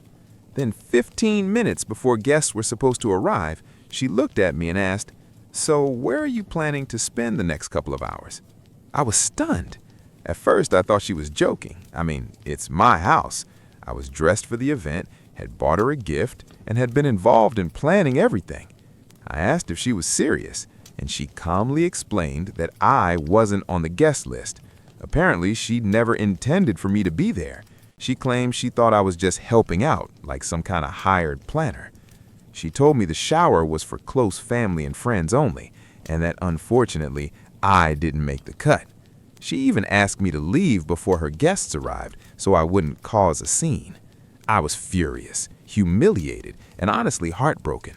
I stormed outside to call my husband, but he was busy at work and couldn't pick up. I couldn't hold it in anymore. I decided to call Carrie's husband, Jim, 33. I don't know him well. He's quiet and reserved, but I told him everything. How I'd let her use my house, help plan the whole thing, and then how she tried to kick me out of my own home for her little exclusive party. He was silent for a long time after listening. I apologized for dumping all this on him, but I couldn't keep it in. I was so hurt. Jim finally said, very calmly, that I had nothing to apologize for, and that under no circumstances should I be leaving my own house. It would have been ridiculous for me to leave, and Jim told me he was on his way over. He didn't want things to escalate between me and Carrie, and he didn't want her getting worked up while pregnant. That sounded reasonable, so I waited. 15 minutes later, before any of her guests arrived, Jim showed up. Carrie looked like she'd seen a ghost when he walked in. As soon as I heard the doorbell, I went back inside. We all stood in the living room, and Jim calmly but firmly told me I was absolutely welcome to stay for the shower. This was my house after all. Carrie tried to argue, but he gave her a sharp look, and she went silent. She spent the whole evening glaring at me like she wanted me to vanish. I kept my cool and carried myself with dignity, but I quietly decided right then I was done with her. I even thought about canceling the whole event out of spite, but I had put too much time and effort into helping set it up. So I endured the evening and promised myself I'd never deal with Carrie again. After the shower ended, Jim apologized again for her behavior. Carrie didn't even look at me. He actually apologized for that too, saying she had no right to treat me that way. She was clearly bitter and thought I had forced myself into her special day, which was honestly insulting given it was happening under my own roof. Later that night, I told my husband everything. He was furious and wanted to call his sister immediately, but I asked him not to, at least not that night. I just wanted peace. But peace didn't last. The very next morning, my in-laws called me fuming. Apparently, when Carrie and Jim got home, they had a huge blowout fight because Jim knew what she'd done to me. Now, Jim had packed up and said he was done. He stopped speaking to Carrie entirely and even cut off communication with my in-laws. That shocked everyone, since Jim had always been close to her family. Their parents had even been old family friends. But suddenly, his side of the family blocked Carrie's parents everywhere. Social media, phone, everything. And yet, somehow, this was all my fault. According to Carrie and my in-laws, if I just kept quiet and gone along with her plan, none of this would have happened. They actually blamed me for ruining her marriage. I couldn't believe what I was hearing. Carrie humiliated me in my house, and I was the one being painted as the villain? I lost it. I told them straight up, I am not taking the blame for any of this. Carrie behaved horribly. I generously allowed her to host an event at my home for free, and in return, she tried to humiliate me by kicking me out of my own house, all because she didn't think I was close enough family. Excuse me, I'm literally her brother's wife. I reminded them that if my husband had been home, Carrie never would have dared to treat me that way. And I don't regret telling Jim the truth. He was the only reasonable adult in this mess. If he decided enough was enough and chose to walk away from his marriage, I trust his judgment. That's his choice, and it's not on me. But my in-laws won't stop harassing me. They keep saying I've ruined a family, and Carrie's baby will grow up without a father because of me. Honestly, that's just emotional blackmail. I'm close to blocking them completely, but the only reason I haven't is because sometimes their words do get in my head. They make me doubt myself, even though I know deep down I didn't do anything wrong. My husband, thankfully, is fully on my side. He told me I did nothing wrong, and he'll be the one to explain to his parents that Carrie caused this, not me. He says they should be supporting her instead of attacking me. But I'm just exhausted. I don't feel guilty at all, but they won't leave me alone, and all I want is for this drama to finally be over. Honestly, I still don't even understand why it mattered so much to Carrie that I wasn't at her baby shower. It never made sense to me. So, was I really wrong for telling her husband the truth about how badly she treated me? You can make up your own minds, but personally, I think I did the right thing. I don't see any reason why I should be the scapegoat here. Yes, it's tragic if their baby ends up growing up without a father, but if they couldn't fix their marriage anyway, that outcome was inevitable sooner or later. And let's be real, Carrie had zero interest in resolving things. If she had been willing to apologize, maybe there would have been a chance to work things out. Instead, she doubled down and pushed all the blame on me. That's just insane. Update 1. Hi again. It's been almost a week since the baby shower, and Carrie and Jim are officially getting divorced. This isn't speculation. Jim already announced it on his socials. I didn't think things would unravel this quickly, but apparently he's already filed and the process has started. He moved back in with his parents, and they've been living apart ever since. I wasn't sure if I should even reach out because I honestly felt guilty, but after talking with my husband, we agreed that someone from the family should at least check in, especially since Jim hadn't blocked us. Clearly, he left that door open for a reason, so I sent him a message, just saying I was sorry that things had turned out this way. Not an apology for causing it, more like expressing sympathy. He actually reassured me, told me not to blame myself because their marriage had been hanging by a thread for a long time. After that, I asked him directly, why did Carrie hate the idea of me being there so much? Because the only close relatives excuse never added up. She'd invited plenty of people who weren't even family, people I knew she wasn't close with. So what was the real reason? Well, he told me, and wow. The truth was, Carrie had been desperate to impress one particular guest, an old school friend of hers who'd married into a very wealthy family. Carrie's been planning to start a business after the baby, and she was hoping this woman's wealthy husband might invest in it. Her entire baby shower plan was basically a performance for this one guest. And here's the kicker. She wanted to pretend my house was hers. That's why she didn't want me around. She thought she could host the event, claim the house was hers, and put on this illusion of being more successful than she really is. Obviously, she couldn't pull that off with me standing right there.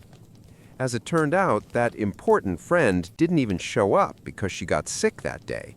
But the fact remains, Carrie was perfectly willing to lie, humiliate me, and use me just to keep up appearances. When Jim found out, he confronted her at home. She admitted it openly, like it was no big deal to fake an entire lifestyle just to impress someone from high school. Jim told her straight up she owed me an apology for treating me like trash after I'd been generous enough to host. She flat out refused, and that fight cracked open everything else. According to Jim, this wasn't new behavior.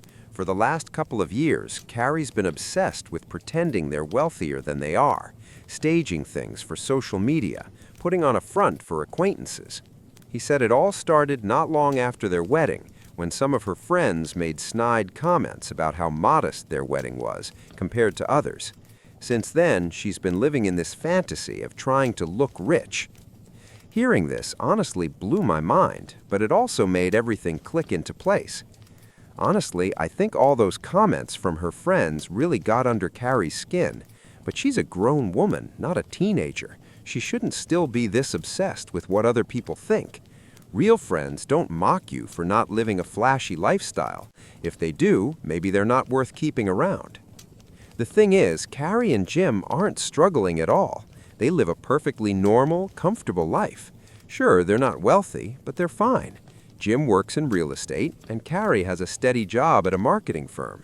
She even had plans to launch her own business after the baby. If anything, she should have been saving up instead of spending recklessly. But Carrie's been fixated on projecting this glamorous image they simply can't afford.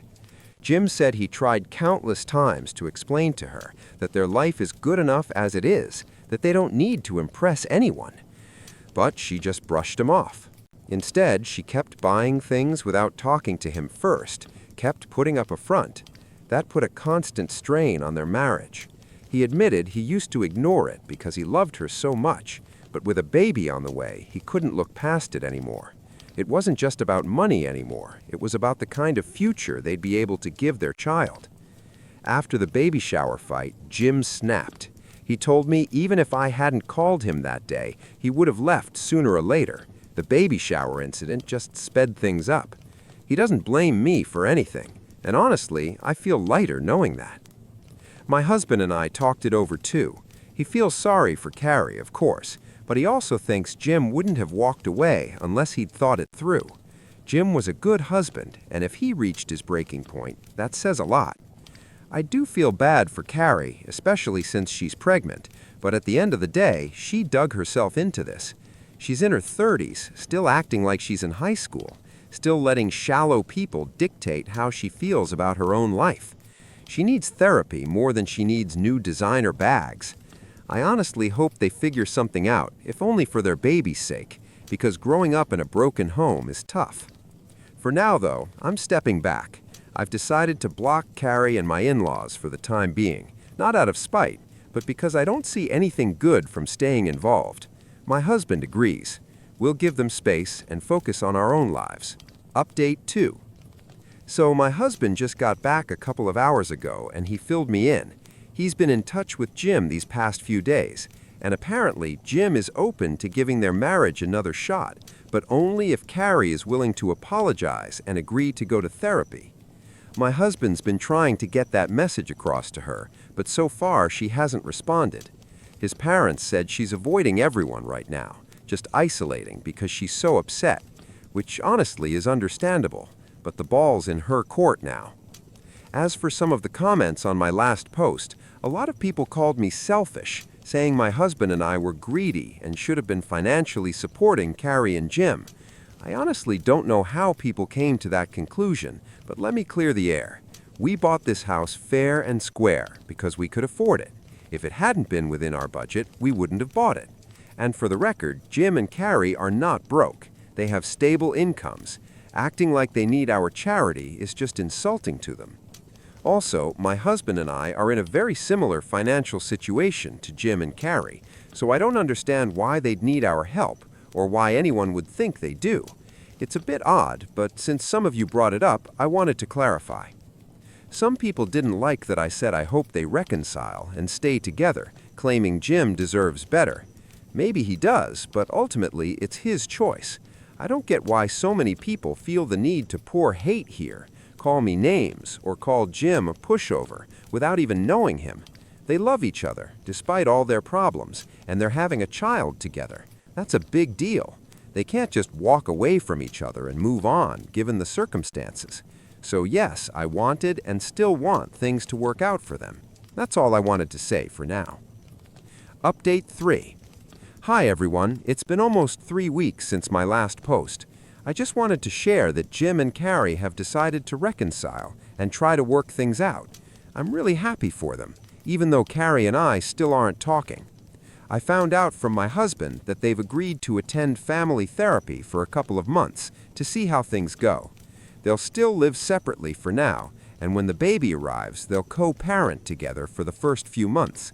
If things go well, they plan to move back in together. I'm genuinely happy for them. I know this isn't what a lot of people wanted to hear. Many were hoping Jim would just leave her, but he's going to do what he thinks is right, and everyone else will have to respect that. Story 6. My ex-wife is trying to win me back by using our daughters. Doesn't sound too serious at first, right? Yeah, it's what I thought too. But as much as I'd love to tell my ex to go to hell and never see her again, we share 2 daughters and joint custody. So completely cutting her out of my life just isn't possible, not unless I walk away from my kids too, which I'd never do. We got married young, 20 years old, dating for 3 years before that. Our daughters were born during the first year of marriage. After the second birth, my ex had complications that made it difficult for her to get pregnant again. I didn't care. I was just grateful she made it through safely, and that we already had 2 beautiful little girls to love. The marriage lasted 9 years. It ended when I filed for divorce after discovering she cheated. I have 0 tolerance for betrayal. I refuse to make myself miserable for something I didn't cause. Maybe it sounds strange, but my love for her died the exact moment I learned about her affair in detail. So no, this isn't some story about a man who can't let go. I moved on 7 years ago.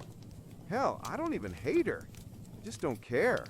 Whatever happens in her life means nothing to me, unless it directly affects our kids. The problem is, I seem to be the only one who's actually moved on. My ex, her family, and even our daughters keep trying to push us back together, even though I've made it crystal clear that I have absolutely no desire to ever be with her again. Maybe the fact that I stayed single for years after the divorce gave them false hope. But honestly, I just wasn't ready to jump into anything new. My daughters were my top priority. Plus, I had my own emotional mess to sort through after her betrayal, which, thankfully, I managed with help from friends, family, and therapy. My relationship with my daughters is great. We don't fight, we don't yell, and they're not rebellious or dramatic. Everything's been peaceful, except for one issue. They know their mother cheated. She told them herself about 3 years ago. Since then, I think she's been feeding them her version of events. I've asked her countless times to stop. It doesn't help anyone, least of all the girls. But instead of stopping, she just got sneakier about it. Since the divorce, she hasn't dated anyone, or even tried. I guess she thinks that makes her look noble. But honestly, I find it insulting. She could cheat on me while we were married, but now she's suddenly living like a saint? Whatever, that's her problem, not mine. For years I could ignore the little comments my daughters made about their mom. How good she looks now, how happy she seems, the photos she just happened to show them where she's clearly dressed up to impress. But lately, things have gotten worse. Why? Because I started seeing someone. Clemence isn't the first woman I've dated since the divorce, but this is by far the most serious relationship I've had since it ended. She's 8 years older than me. We actually knew each other for about 4 years before anything romantic happened. We shared a hobby, became close friends, and eventually realized there was more between us. And yes, I genuinely love her. It even surprised me when I realized it. I honestly thought my ex's betrayal had broken something inside me, that I'd never be able to love again the way I once did. At first, my daughters didn't know much about Clemence. Just like my previous relationships, I kept things private. But eventually, they started coming home earlier than expected and began seeing her around. Nothing inappropriate ever happened, but soon came the sighs, the cold looks, and the questions. What is she doing here? Don't you think it's unfair to Mom? It was like they thought I was dating just to spite their mother. I sat them down for a serious talk, explained everything over and over, but it just didn't sink in. They're still clinging to some childish fantasy where their parents get back together. Clemence, thankfully, is incredibly understanding. She doesn't take it personally and keeps saying give them time. But honestly, I'm not convinced time will fix this. It hasn't yet, so why would it now? I've run out of ideas. That's why I'm asking for advice. Is there any way, any possible approach to help my daughters finally understand that I will never get back with their mother? Sounds harmless enough, right? Well, not really. As much as I'd love to tell my ex to get lost and never see her again, we share 2 daughters and have joint custody. So, cutting her out of my life completely isn't an option, unless I'm willing to lose my kids too. We got married young, both 20, after dating for 3 years. Our twin girls were born during the first year of marriage. My ex had some complications after that, which made future pregnancies difficult. At the time, I didn't care about that at all. I was just grateful she survived everything safely, and that we already had 2 beautiful little girls we adored. Our marriage lasted 9 years. It ended when I filed for divorce after discovering she had cheated. I have zero tolerance for that kind of betrayal, and saw no reason to keep suffering for something that wasn't my fault. Some might find it strange, but every ounce of love I had for her died the moment I learned the full story of her affair. So no, this isn't some sad tale about a man who can't move on. I did, 7 years ago. Hell, I don't even hate her anymore. I just couldn't care less what happens in her life as long as it doesn't affect our daughters. The real problem is that I'm the only one who truly moved on. My ex, her family, and even our daughters keep trying to reunite us, despite me being very clear that I have zero interest in ever being with her again. Maybe the fact that I didn't date anyone for years after the divorce gave them false hope. But honestly, I wasn't about to jump into another relationship that fast, especially when I had 2 girls to raise. They were my priority. Eventually, with the help of friends, family, and therapy, I got my mental health back on track. My relationship with my daughters has always been great. No fights, no yelling, no teenage rebellion, yet they're smart, kind, and we've always been close. But there's one big problem. They know their mother cheated on me, because she told them about 3 years ago. Since then, I'm pretty sure she's been feeding them a twisted version of events. I've asked her countless times to stop dragging them into our adult mess, but she doesn't listen. She hasn't dated anyone since the divorce, hasn't even slept with anyone apparently. She thinks that makes her look noble. Personally, I find it insulting. When we were married, she was sleeping with someone else, and now she suddenly can live without intimacy for 7 years? Whatever, that's her problem. For years, I brushed off the occasional mentions of her looks or the photos my daughter showed me where she clearly dressed up just to make an impression. But things changed after I started dating again. My girlfriend Clemence isn't my first relationship since the divorce, but she's definitely the most serious one. She's 8 years younger than me, and we'd known each other for 4 years before we started dating. It grew naturally, from friendship into something deeper. And honestly, I love her. I didn't expect that. I thought my ex's betrayal had broken something inside me, that I'd never be able to love again. Turns out I was wrong. At first, my daughters didn't know much about my relationship with Clemens. Then they started showing up at my house earlier than scheduled, sometimes finding her there.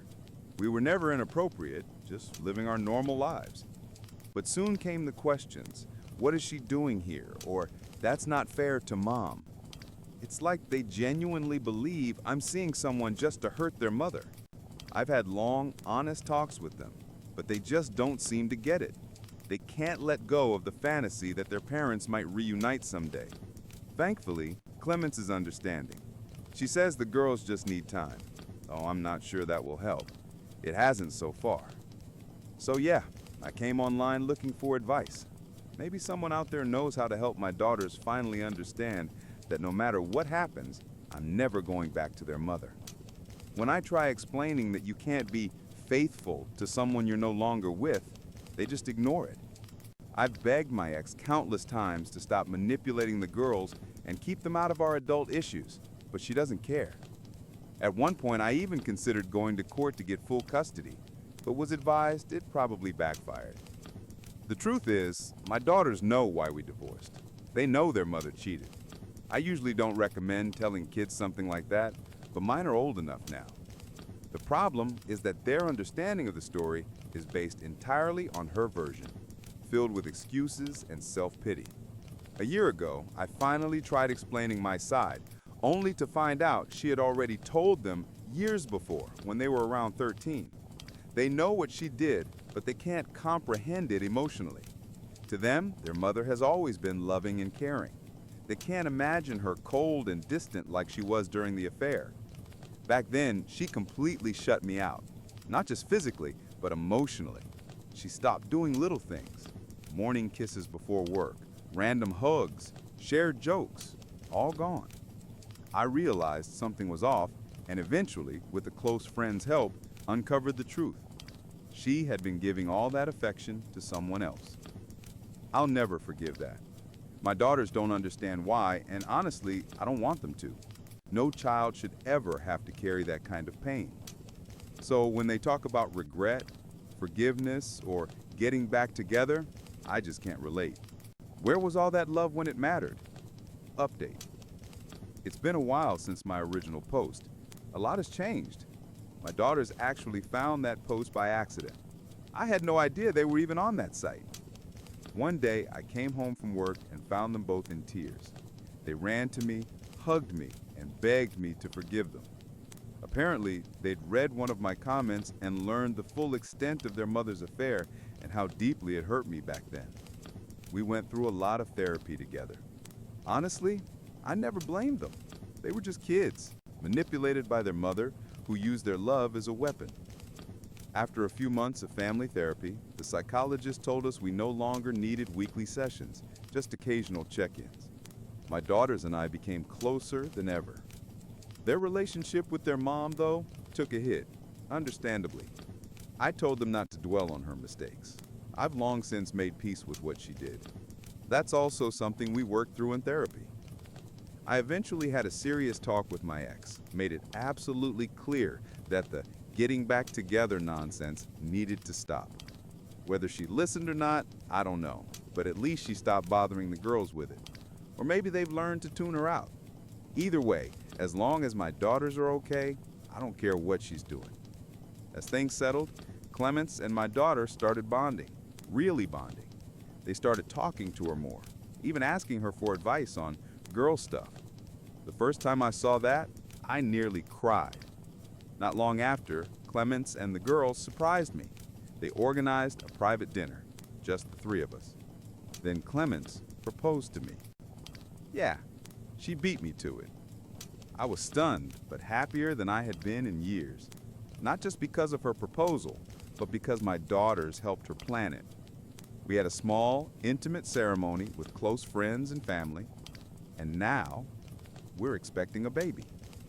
My daughters can't wait to become big sisters, and I honestly can't wait to watch them spoil their new sibling rotten. Story 7. Dad gave me the best 18th birthday gift, but my jealous stepmom and her daughter burned my passport a day before the trip. Hi everyone. I turned 18 just a few days ago, and for my birthday, my dad surprised me with something incredible. My very first international trip to India, just the two of us. This trip was supposed to be something really special for so many reasons. My mom passed away when I was only 6. To cope with the loss, my dad and I used to watch Indian movies together all the time. They were colorful, uplifting, and helped brighten even the darkest days. That's how I fell in love with Indian culture. My mom loved those films too. She even had a collection of traditional Indian outfits, even though she never actually got to visit India herself. Before she died, she and my dad promised we'd go there as a family one day. Sadly, she passed away from a sudden brain aneurysm in her sleep before we could make that dream come true. She was only 32. After her death, it was just me and Dad. Watching movies together became our little ritual to keep her memory alive and stay close. Over the years, it made our bond stronger than ever. I know Mom would be proud of us today. That's why India has always held such a deep emotional meaning for both of us. It's not just a trip, it's a promise finally coming true. When Dad revealed at my birthday party that he'd booked the trip, I was ecstatic. I couldn't stop smiling. But not everyone was happy for me. My stepmom, Susan, and her daughter, Nadia, 17, looked like someone had slapped them. And sure enough, after the guests left, I overheard them arguing with my dad. From what I caught, Susan thought he should have postponed the trip so we could all go as a family. Honestly, I was relieved that it would just be the two of us. I don't get along with Susan or Nadia at all, and past family vacations with them were a nightmare. I couldn't imagine them ruining this one too, especially since it meant so much to me emotionally. Luckily, they had their own reasons not to join anyway. Nadia had her final exams and upcoming graduation, and Susan was tied up with an important project at work. Still, I can't help but feel Dad timed things perfectly so it could be just us, even if he'll never admit it. Susan and Nadia came into my life about 5 years ago. At first, everything seemed fine. They acted friendly enough when Dad was just dating Susan, but once he married her 2 years ago, things shifted. Their attitude toward me became cold and strange for no reason I could figure out. I hadn't done anything differently, yet suddenly I was treated like an outsider in my own home. And now, well, let's just say their jealousy hit a whole new level. Things were already bad with my stepmom and stepsister, but what they did before my trip crossed every line. I was never close with Susan or Nadia, but at least in the beginning our relationship was civil and polite. That all changed after Dad married Susan. Suddenly, she started treating me like dirt, and Nadia copied every move her mother made. They'd talk down to me, make nasty little remarks, and act cruel, but only when Dad wasn't around. The moment he walked into the room, they'd flip the switch and turn into sweet, smiling angels. It was so fake it made my skin crawl. Eventually, I realized I needed to tell Dad what was going on. We sat down for a family talk, and at first, Susan and Nadia denied everything. Luckily, I had recorded one of our earlier conversations where they were openly horrible to me. With evidence on the table, they couldn't lie anymore. So instead of denying, they switched to emotional manipulation. They both burst into tears and told Dad they only acted that way because they felt like I hadn't accepted them as family, which was total nonsense. I did see them as family. It was them who treated me like garbage. Yet somehow they expected me to keep being nice to them while they showed me zero respect. Dad was confused and torn. Susan was the first woman he'd really cared for since Mom, and I knew he didn't want to lose that relationship so easily. He asked all of us to try harder to get along. For his sake, I agreed to keep things civil. After that, their behavior shifted again. Instead of being nice in front of Dad and cruel behind his back, they just chose to completely ignore me whenever he wasn't around. It was like I didn't exist. Honestly, I preferred it that way. At least they weren't actively tormenting me. For Dad's sake, we kept up the performance of being one happy family, and that carried on for about a year. Fast forward to just a few days ago, the morning after my birthday, Dad and I had breakfast together and I pulled him aside. I asked him straight out if Susan and Nadia were upset about not joining us on the India trip. He admitted they were, but also reminded me how much this trip meant to us, especially with it falling so close to Mom's death anniversary. He wanted this to be our special time together, just father and daughter. He promised he'd smooth things over with them later. That was fine by me. Honestly, vacations with Susan and Nadia were torture. Dad and I are explorers. We love walking around, sightseeing, soaking up every bit of culture. They, on the other hand, prefer to sit in the hotel and complain if we're even a little late for dinner. To me, that's not a vacation. That's being trapped. India was supposed to be different. India was supposed to be ours. I didn't think there was anything wrong with that, especially since Susan and Nadia had taken their own little trips together in the past without us. The only real difference was that ours was longer and farther away. Turns out those papers were for Nadia's student loan. She needed Dad to co-sign so she could pay for college, since Susan hadn't saved a dime for her. Dad had been ready to help. Not anymore. That was his revenge. My passport for her college dream. Fair trade, honestly. Within an hour, Susan and Nadia were gone. They begged, pleaded, even got on their knees, but Dad didn't budge. Now, since the moment they left, they've been spamming me with texts, Nadia especially. She keeps begging me to convince Dad to reconsider, promising she'll do anything to make up for it. She claims they never knew Dad was going to co-sign her loan, and that they just lashed out because they felt excluded. I finally replied once. I reminded them that they've gone on plenty of mother-daughter trips without us, so why is it unfair when Dad and I wanted one trip alone, especially for my 18th birthday and in memory of my late mom? The truth is, Nadia still has her biological dad, even if he lives in another state and doesn't have custody. She still sees him sometimes. Me? My mom has been gone for years. That trip was supposed to be in her honor, and Susan and Nadia couldn't even let me have that. So no, I don't feel bad. What happened to Nadia was karma. Burning my passport was cruel. Losing Dad's support for her education, that was justice. Update. And now, honestly, Nadia has lost every right to ask me for anything, not even forgiveness. Still, she keeps messaging me, begging. I even tried blocking her, but for some reason I hesitated. Maybe because part of me wondered if it was a little unfair to plan a trip just for me and Dad, leaving her and Susan behind. Their getaways usually last only 2 to 3 days, somewhere nearby, while ours was supposed to be 10 full days in India. That's a big difference. So here I am, asking, am I really the bad guy for wanting one international trip with my dad without my stepmother and stepsister? Well, before I continue, I'll just say what I think the answer is. No, not at all. This situation seems clear. I wasn't wrong. I wanted time with my dad, especially on my 18th birthday, and especially since it was in honor of my late mom. What Susan and Nadia did was cruel and manipulative, and it says more about them than about me. My dad, he's the one I feel bad for. He fell for a woman who clearly didn't respect me, and by extension, didn't really love him the way she should have. Update. A lot of people asked why we didn't call the cops after they destroyed my passport. The truth, it didn't even cross my mind at first. I was in shock, panicking, crying, and honestly, what would it have done?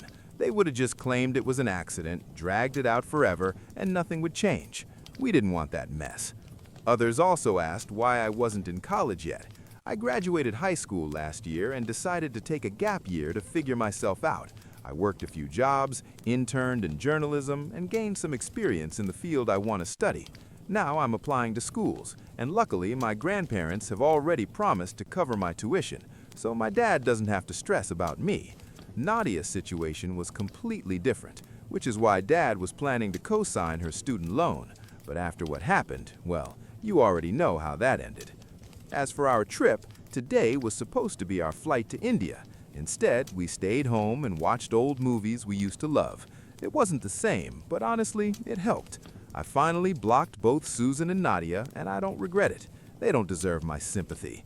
You were all right. I was only second-guessing myself because I've been missing my mom and was in a very emotional state. But they betrayed me for no reason, and whatever happens to them now, they absolutely brought on themselves. Update.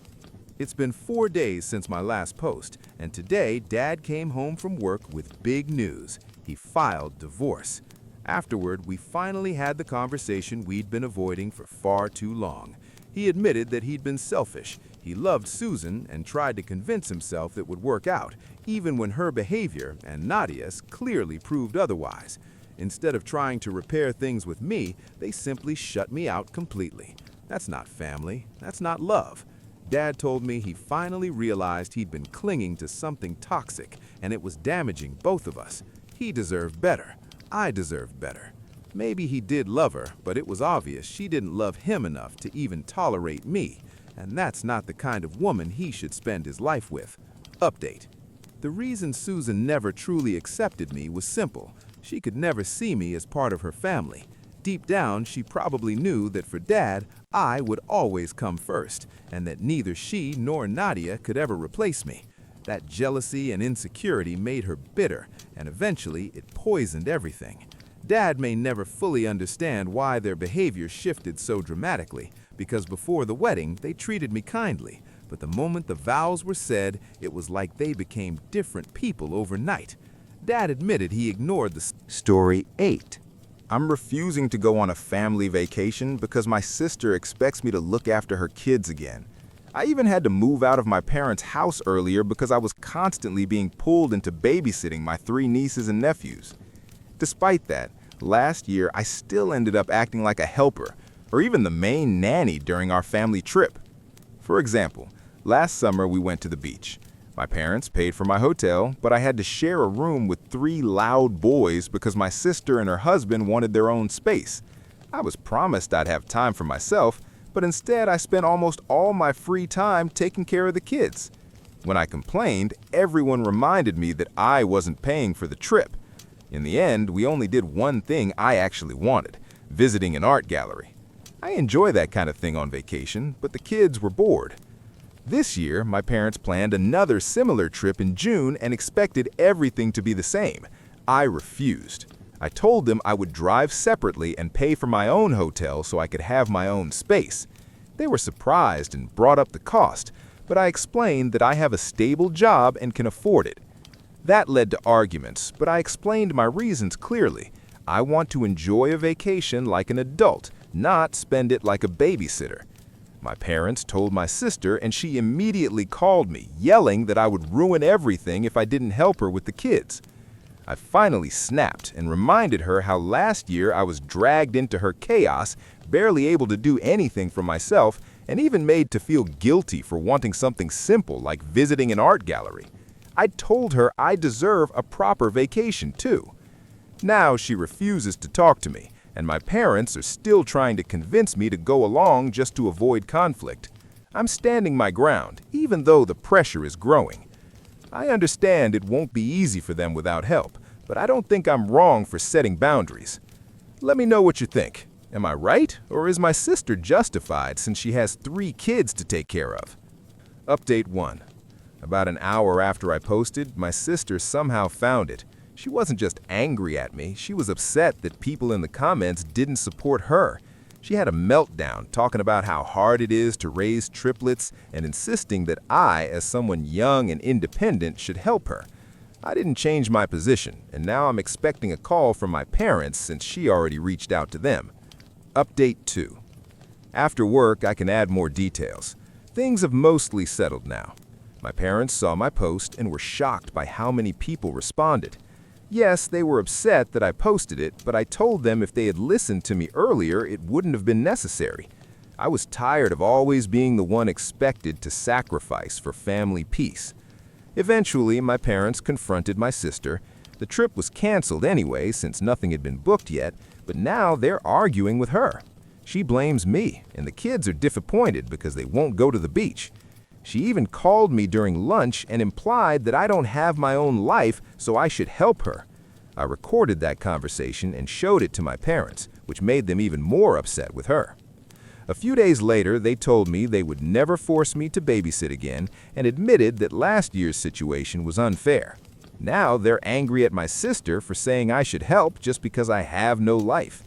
Meanwhile, her husband has stepped back from the chaos and spends most of his time at work. Update 3. My parents have apologized, but my sister hasn't yet. At least as of a week ago, she refused. This whole situation basically exposed deeper issues in our family. For context, my parents and sister got used to me helping with her triplets. I lived with my parents until I was 22 to save money during college. I had a scholarship, but staying at home made things easier, and I'm grateful for that. But after graduating, everyone assumed I had unlimited free time. That's when they convinced me to go on that family trip. During that trip, I was responsible for 3 6-year-old boys and even had to share a room with them. They didn't listen to me at all. I even had to call their mom multiple times just to get them to behave. Yet, whenever I wanted to do something for myself, I was treated like the problem. If my plans didn't match the rest of the family, they were ignored. It felt completely unfair. I was part of the family, but my opinion didn't matter. After that trip, I spoke honestly with my parents, and they admitted they were wrong. By the end of the summer, I moved out without telling anyone in advance. I had already secured a good job after an internship, and moving closer to work reduced my commute significantly. My sister was especially unhappy because she lost her regular free babysitter, but she still tried to pressure me into helping. Sometimes I gave in when she offered things like pizza, and it became expected. When my parents suggested another trip to the same place, I immediately recognized it would be the same situation again. If I accepted their offer to pay, I'd be stuck babysitting. So I told them calmly I would go independently and pay for myself. That's when everything escalated. My parents started pleading, and my sister tried to pressure me emotionally, but I refused. After I posted about it, my family initially turned against me. My parents even called me while reading my post. I asked them if anything I wrote was untrue. They tried to say it was exaggerated, but I pointed out specific details that proved otherwise. I told them to look at the comments, even though there were too many to read fully. The number kept growing quickly, which shocked them and made them reconsider their actions. My sister also tried calling me repeatedly during work. I finally answered at lunch. She complained that my post turned her parents against me. After their argument, my parents canceled the trip. At first, they tried to blame me for it, but later they admitted their mistake. They acknowledged it wasn't fair to treat me like free childcare, especially since I no longer lived with them. They also tried to justify things by reminding me I lived with them for free during college, but I pointed out that wasn't a valid argument. When my sister finally spoke to me, she revealed her mindset clearly, saying I had no life and should spend my weekends helping her because she was too tired to manage everything. She's a stay-at-home mom, her husband earns well, and they live comfortably, but her kids are not my responsibility. She got angry and hung up. I had recorded the call and later showed it to my parents, which made them even more upset with her. A few days later, her husband stepped in and made her apologize. It was clear he hadn't realized the full situation before. He even believed she had been paying me for babysitting after I moved out. In reality, she barely covered anything, sometimes just gave money for pizza. It turned out she hadn't paid me properly for months. When this came up, her husband was furious, and she had to pay me everything she owed from her savings. After that, he apologized to me for not stepping in earlier and said they would hire a proper babysitter from now on. A few days later, we had a family meeting at my parents' house. Everyone apologized to me again. After that, my parents confirmed that the family vacation was still happening. And yes, I'm still going on my own terms, driving separately and paying for my own hotel room.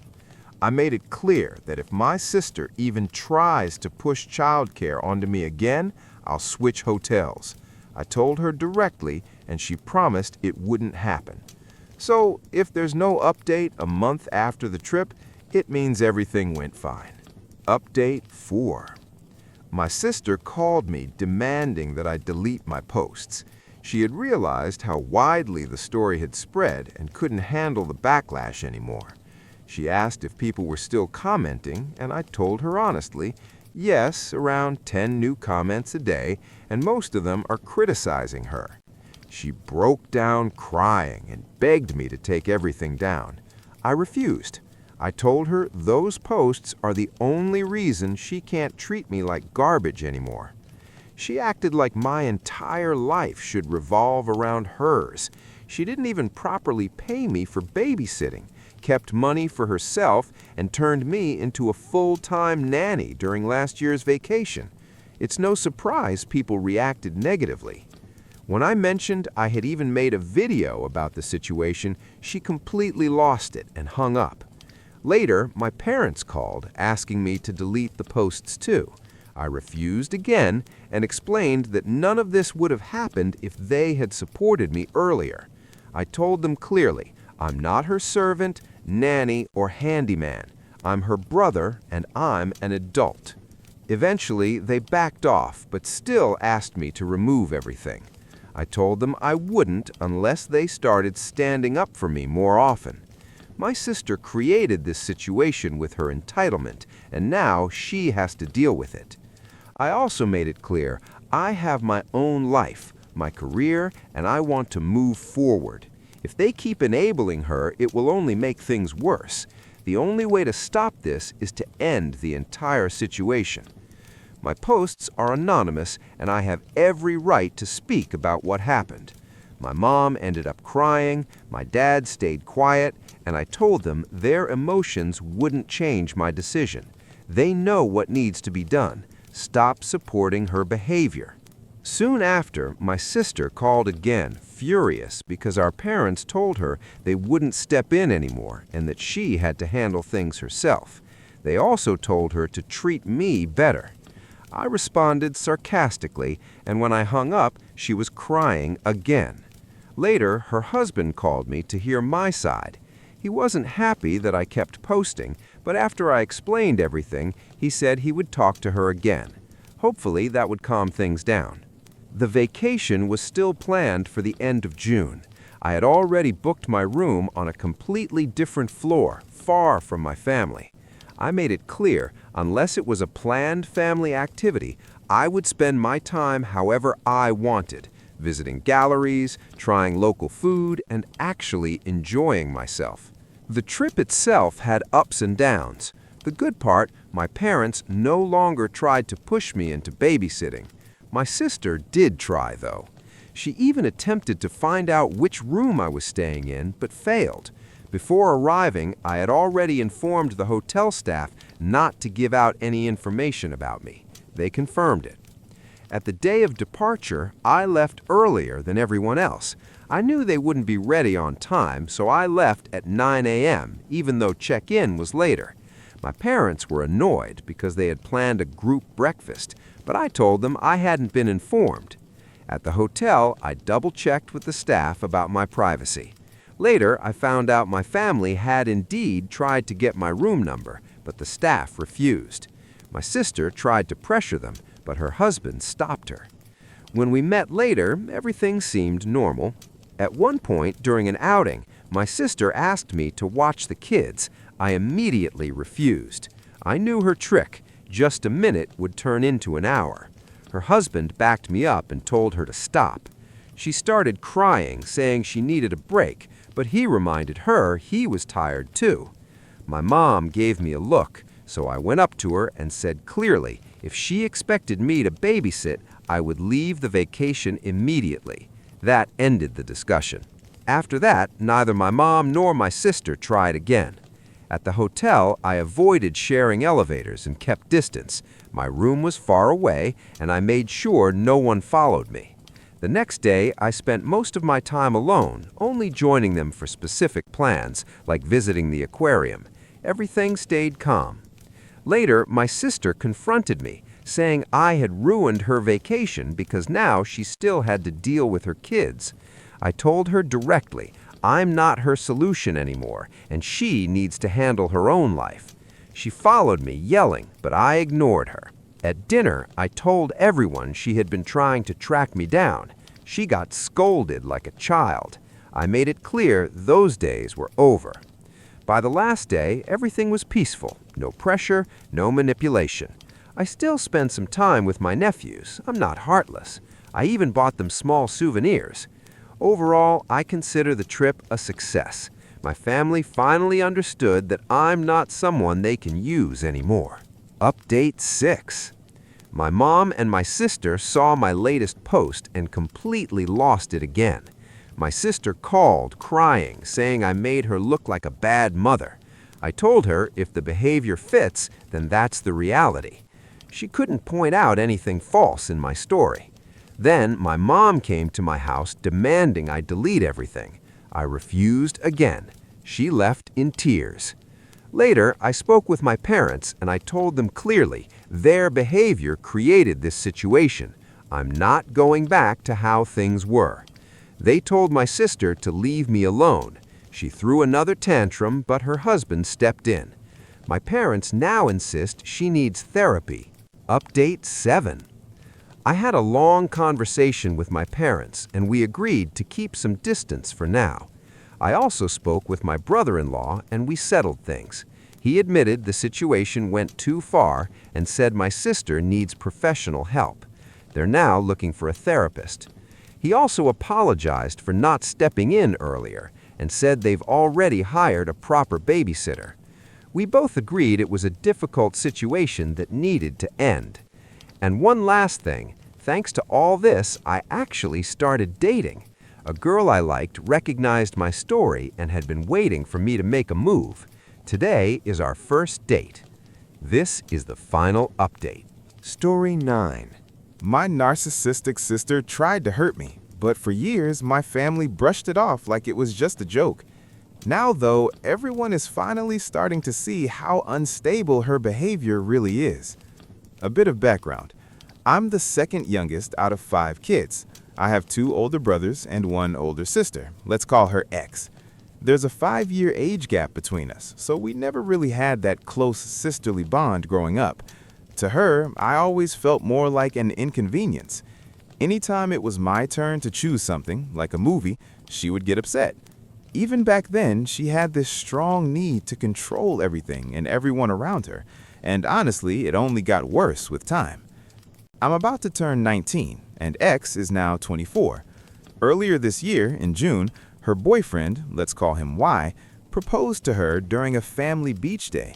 He had set up this big romantic display with white letters made of rose petals before we even arrived. She was ecstatic and immediately said yes. My parents and siblings were all thrilled. Our youngest sibling is only 4, so he didn't really understand what was going on. And that's when the chaos started. From the moment she got engaged, X basically turned into a full-on dictator bride, with my mom backing her up. Here's a list of her rules. All bridesmaids must pay for their own dresses, a soft pink gown costing $300, plus shoes, hair, and makeup. Every bridesmaid must attend all pre-wedding events, including a spa bachelorette party, $800 per person, and a weekend trip to Toronto with a 2-night stay at the Fairmont, $1,000. Guests must pay a $150 deposit to attend the wedding banquet or they lose their spot. Gifts must come strictly from her registry. Anything else will be returned. Bridesmaids must visit a beauty salon every 6 weeks at their own expense to maintain perfect hair and skin for photos. Tattoos must be hidden. Dresses must cover the neck, wrists, and ankles. Only the bride is allowed visible tattoos or bright hair. Everyone else must keep natural hair or wear a wig, again at their own cost. Dresses are only available up to size 10. Anyone bigger has to lose weight. I'm a size 12, and she straight up called me fat and even gave me a keto diet book. No one, including vendors, is allowed to contact the bride or groom directly.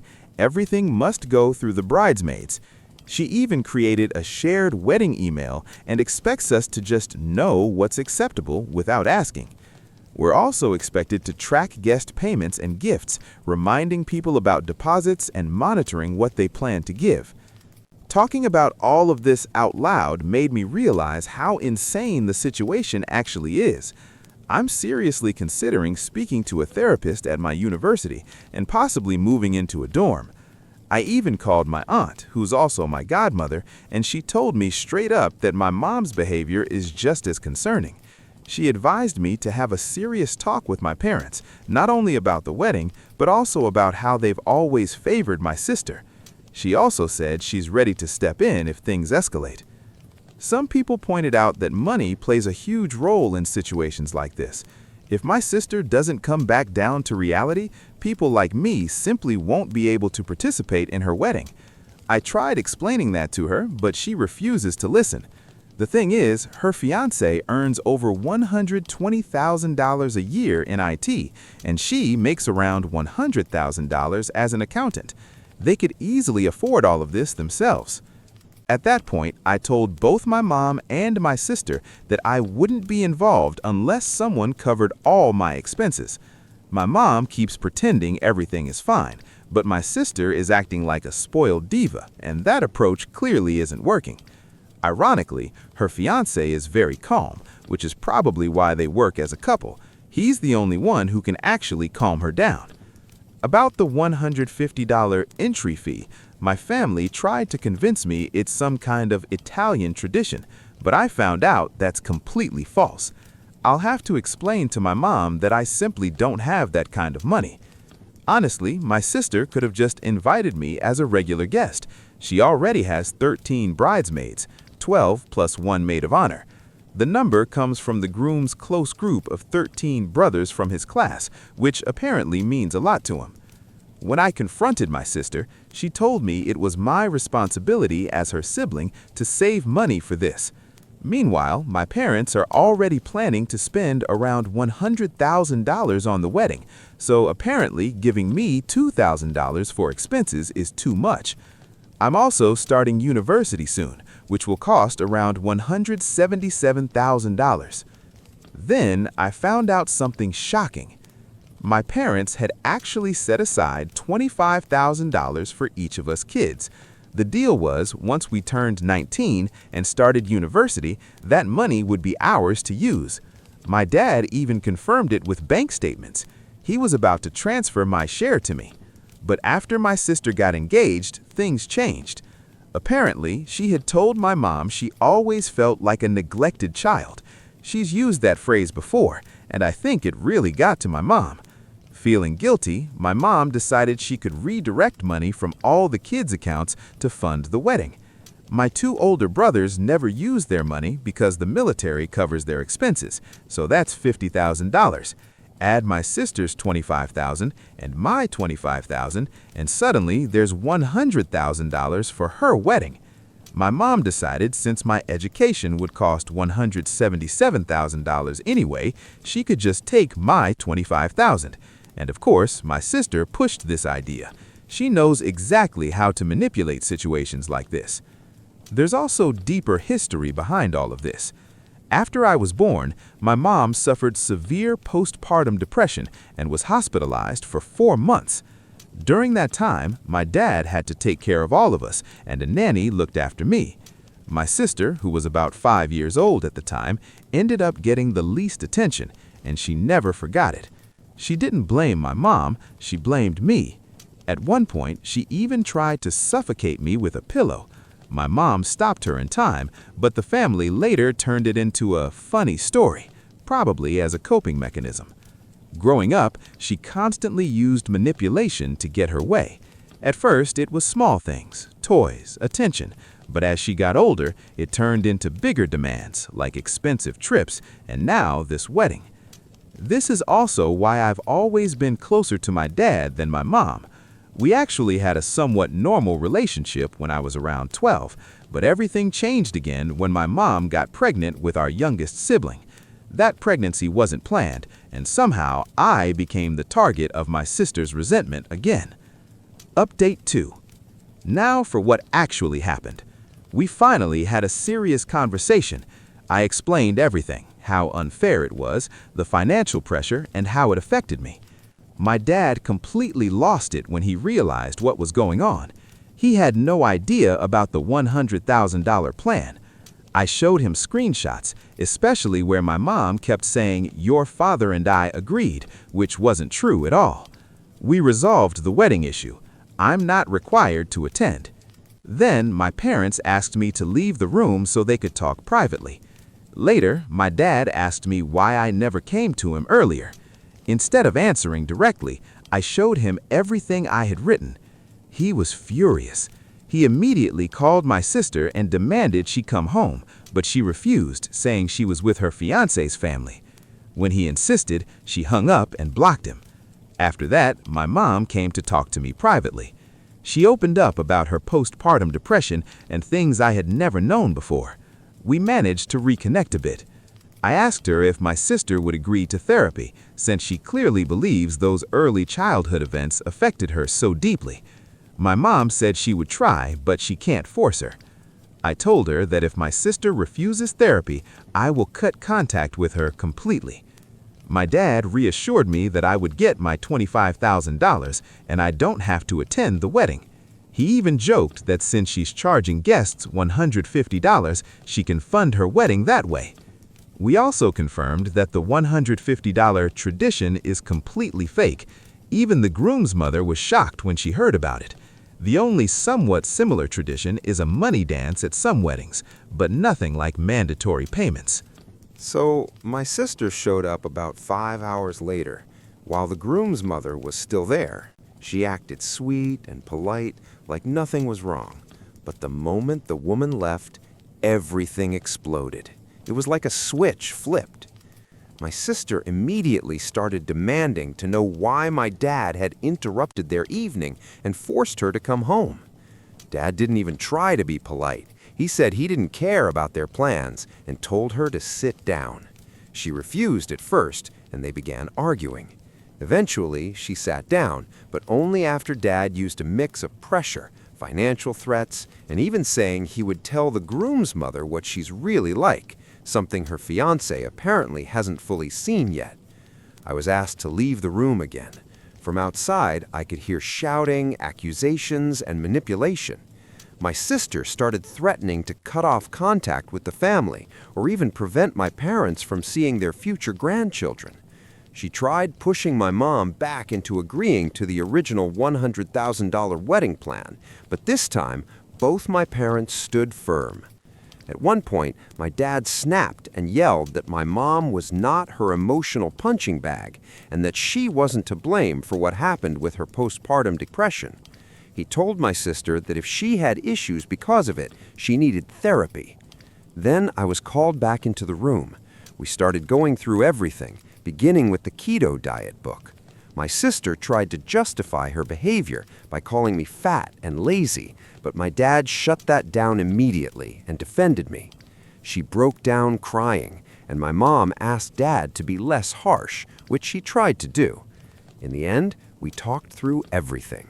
For the first time in a long time, I actually felt like a real part of the family, not just someone they dump problems on. Eventually, my sister stormed out, called a taxi, and left, claiming she was being attacked. We decided to wait until Christmas, when my brothers would be back in town, to have a full family discussion about what to do next. Most likely, it will come down to either therapy or cutting her off completely.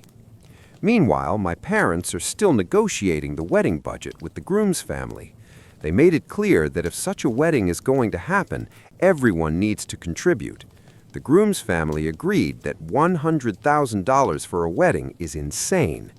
The latest plan is that my sister will receive $15,000, but in reality it's closer to $5,000, since $10,000 has already been spent on her dress. The remaining $10,000 will be saved for something more meaningful. The groom's family also agreed to contribute $15,000, $10,000 for the wedding and $5,000 for the honeymoon. As for my education, tomorrow my dad and I are going to the bank. We're canceling the loan I was pressured into taking and paying a small penalty. Thankfully, since the loan hadn't started yet, the fee is minimal. My dad covered it himself because he agreed I should never have been pushed into taking that loan in the first place. My parents also agreed to pay for my first year of tuition without touching the $25,000 saved for me. That money will now be transferred into a separate account for my future. My relationship with my mom is still a bit strained, and my sister straight up hates me now.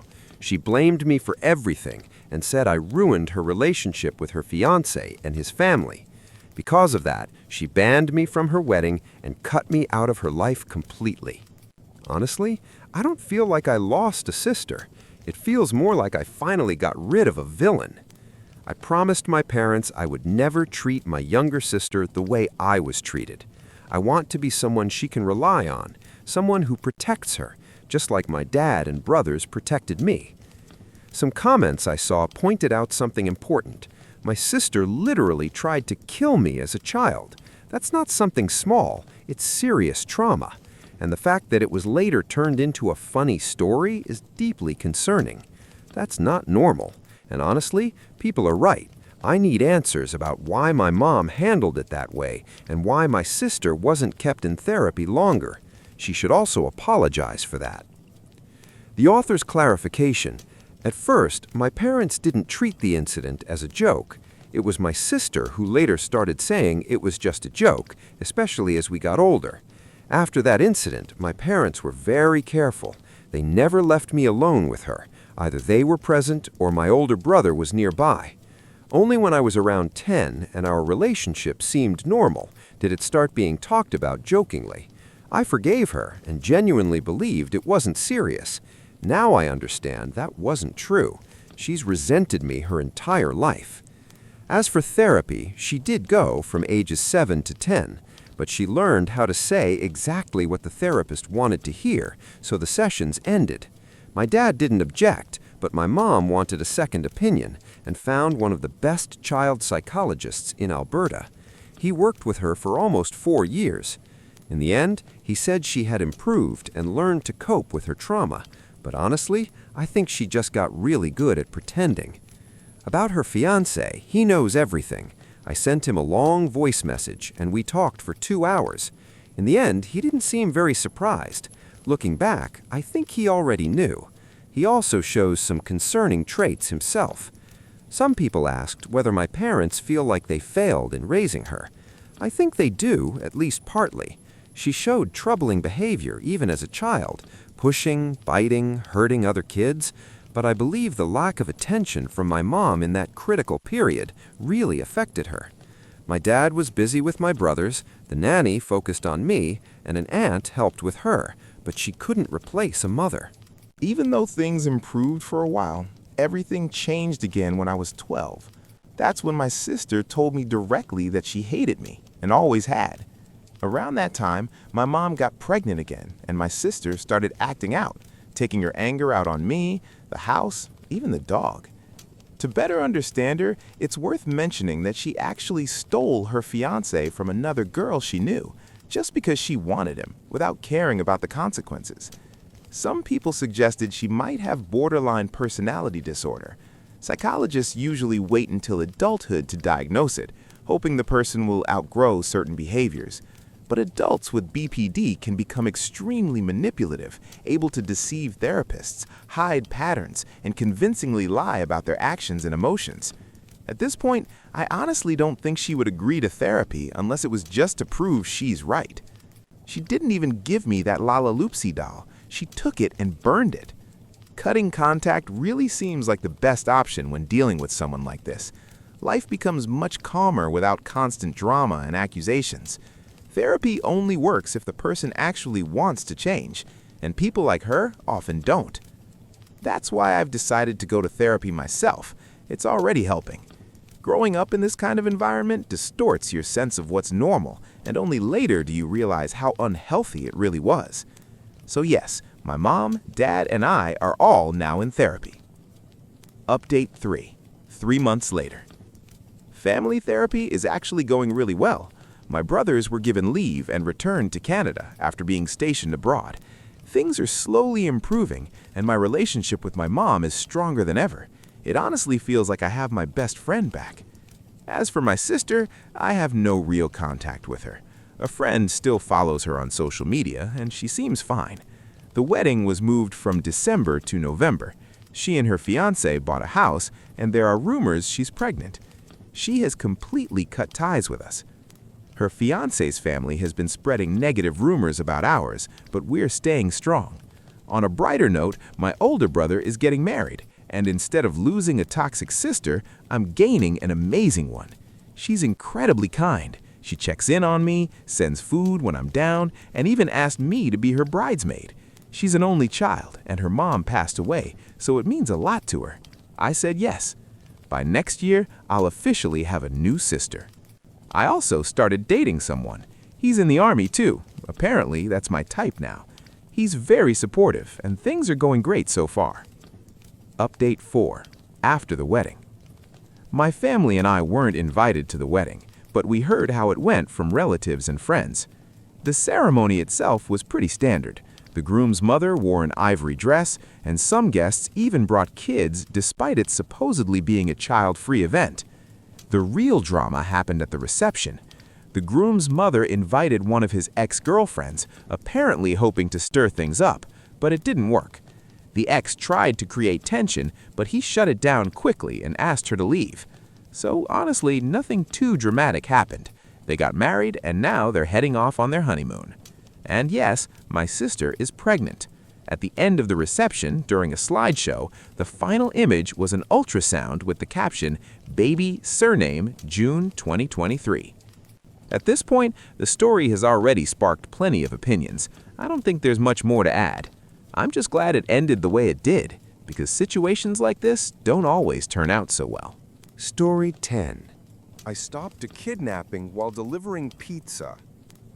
I work as a pizza delivery driver, and one night turned into one of the strangest and most intense experiences of my life. It was a crazy shift, non-stop orders driving all over the city without a single real break. I had been drinking water all evening because of the heat, and of course, I didn't make time to use the restroom.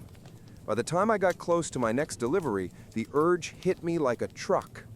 Luckily, I was nearly at the customer's address. I thought I'd drop the pizza off quickly, then deal with the problem. But when I pulled up, things immediately felt wrong. I'd been to that neighborhood before, even that house, but this time all the windows were dark, not even the glow of a TV inside. The entire street was eerily quiet. This was a college area, so sure, not many students were around in July, but still, somebody had ordered this pizza. I wasn't about to step out of the car and walk up to a pitch-black house. It was around 9:30 p.m., still hot outside, even though the sun had set hours ago. My car's AC barely worked, and the pizza boxes weren't helping. I called the number on the order. At first, all I heard was heavy, uneven breathing, then a shaky, "Hello?" I tried to keep it professional. "Hey, I'm outside with your pizza, but it doesn't look like anyone's home." The voice gasped, I'm not there. Not yet." Annoyed, and very distracted by my full bladder, I snapped back harsher than I should have. "Well, if you're not here, I'll have to cancel the order. You were supposed to pay cash. Next time, plan better." Almost immediately, I regretted it. The voice grew clearer. It was a young woman, maybe in her early 20s. Out of breath, she explained, "Oh my God, I was running home. I almost didn't hear you. I just switched off my AirPods. Is this better? I lost track of time at work, but I knew you'd be coming, so I'm literally sprinting back right now. Please don't leave. I'm starving and I don't have a car. Just 5 minutes, I promise." Hearing her voice jogged my memory. I had delivered here before, and she was always polite. Now I felt like a jerk for barking at her. I told her it was fine, that I'd wait, and hung up. But the bathroom situation was reaching emergency levels. No trees, no hidden corners. And like an idiot, I had tossed out an empty bottle earlier. The only option was the row of bushes by her front walkway. No lights outside, no one around, my car parked across the street, and thankfully, my job didn't require a uniform. I figured I'd be quick and no one would notice. I hurried to the thickest bush right near the front door, unzipped, and finally started to relieve myself. But almost immediately, I realized something was off. The sound wasn't right. It wasn't hitting dirt. It was solid. Before I could process it, a muffled male voice barked, "What the hell?" And a man suddenly burst out of the bush. He ran past me, wiping himself off. I must have hit him directly. My eyes adjusted enough to make out his shape, build, and clothes, but he disappeared before I could react. A minute later, I heard the screech of tires down the street. That's when it clicked. That girl had said she was running home, alone, at night, and some guy had been hiding in her bushes by the door. If I hadn't been desperate enough to relieve myself right there, I don't even want to think what might have happened. I was so stunned that I didn't even zip up. I just stood there, frozen, trying to process what the hell had just happened. The reality of it was so terrifying that my brain refused to accept it, desperately searching for some logical explanation that would make it all seem normal. I wondered maybe the bushes led to a backyard and only looked like they were up against the house. Maybe they covered an open basement window or something. But then that voice in my head screamed, "Dude, that guy was wearing a hoodie in 90-degree Fahrenheit. That is not normal. He's bad news. You're in real danger." The thought that I'd been just a couple of steps away from some man hiding in the bushes outside a young woman's home at night sent a chill down my spine. My fight-or-flight response completely broke down because instead of running, my dumb brain decided to do the absolute worst thing possible. I walked closer to investigate. There had to be a reasonable explanation, right? Some non-creepy reason for a guy in a hoodie to be crouched in the dark shrubs? I circled around, turned on my phone flashlight, and aimed it behind the bushes. But if something looks scary in the dark, trust me, shining a beam of light on it can make it 100 times worse. That's when I saw it. A bag. It was an old, beat-up drawstring backpack, a little damp from, well, yeah, I'd accidentally splashed it. Still in a fog of shock, I reached for it, thinking, okay, maybe this explains it. Maybe he's homeless. Maybe he was just resting here. But when I opened the bag, reality hit me like a truck. Inside were a sharp hunting knife, a roll of duct tape, and a bottle of pills. At that moment, every illusion I'd been clinging to shattered. My body flipped into full survival mode. Adrenaline and instinct kicked in like never before. Gone was the frozen, confused idiot. I became laser-focused on one single goal: get to the car. I dropped the bag like it was on fire, bolted across the street, jumped into my car, and floored it before the door had even shut. I didn't stop until I hit a red light several blocks away. Only then did I pull over in the lot of a 24-hour pharmacy, shaking uncontrollably, trying to catch my breath. When I finally calmed down enough to think clearly, the first question hit me. Do I call the cops first, or the girl who lives there? I mulled it over for what felt like 10 seconds, but when I glanced at the clock, an entire hour had passed. My brain was still scrambled. Eventually, I told myself, all right, I'm safe in my locked car with the engine running. If anything goes down, I can drive away. But she might not know what's waiting for her. So I started dialing her number. Then a horrifying thought stopped me cold. What if there is no girl? Sure, I was 90% sure I'd delivered here before, but what if I was mistaken? What if the girl on the phone was just bait, a setup to lure me into a trap? Every pizza delivery driver alive has heard of the evil genius case. I replayed the phone call in my head. She'd been panting, said she wasn't home, begged me not to leave. The whole thing was weird, way too weird. Nope, can't risk it. Call the cops first. So I dialed 911. The operator was calm, professional, thank God, because by then I was completely falling apart. I kept rambling, tripping over my words, trying to explain 3 different points at once. You have to get there before the girl arrives. He wasn't waiting for me, he was waiting for her. But then again, maybe she doesn't even exist. But I did talk to someone on the phone, so if she is real, you need to find her because she has no idea what's happening. And listen, I only checked part of the bushes. There could be more than one of them. Oh, and you'll know the guy when you see him because, I peed all over him. Not on purpose, just... Long story. Finally, the dispatcher told me to stop talking and just stay on the line. And then, her number popped up on my phone. Incoming call. I couldn't answer without disconnecting 911, so I ignored it. Seconds later, a text came through. "Hey, I'm here, but I don't see you." I blurted it out to the operator, and they said the officers were just a couple of minutes away from the address. But my stomach twisted with guilt. Rationally, I knew the odds of her being some kind of scammer were tiny. Much more likely, she was a real girl walking straight into a nightmare. I unmuted the line and said, "I'm going back. I can't just sit here." They definitely didn't like that answer, but I had already turned the car around. My heart was pounding out of my chest, and the whole way I was muttering under my breath, "Shh, fuck, fuck, fuck." And then I saw her.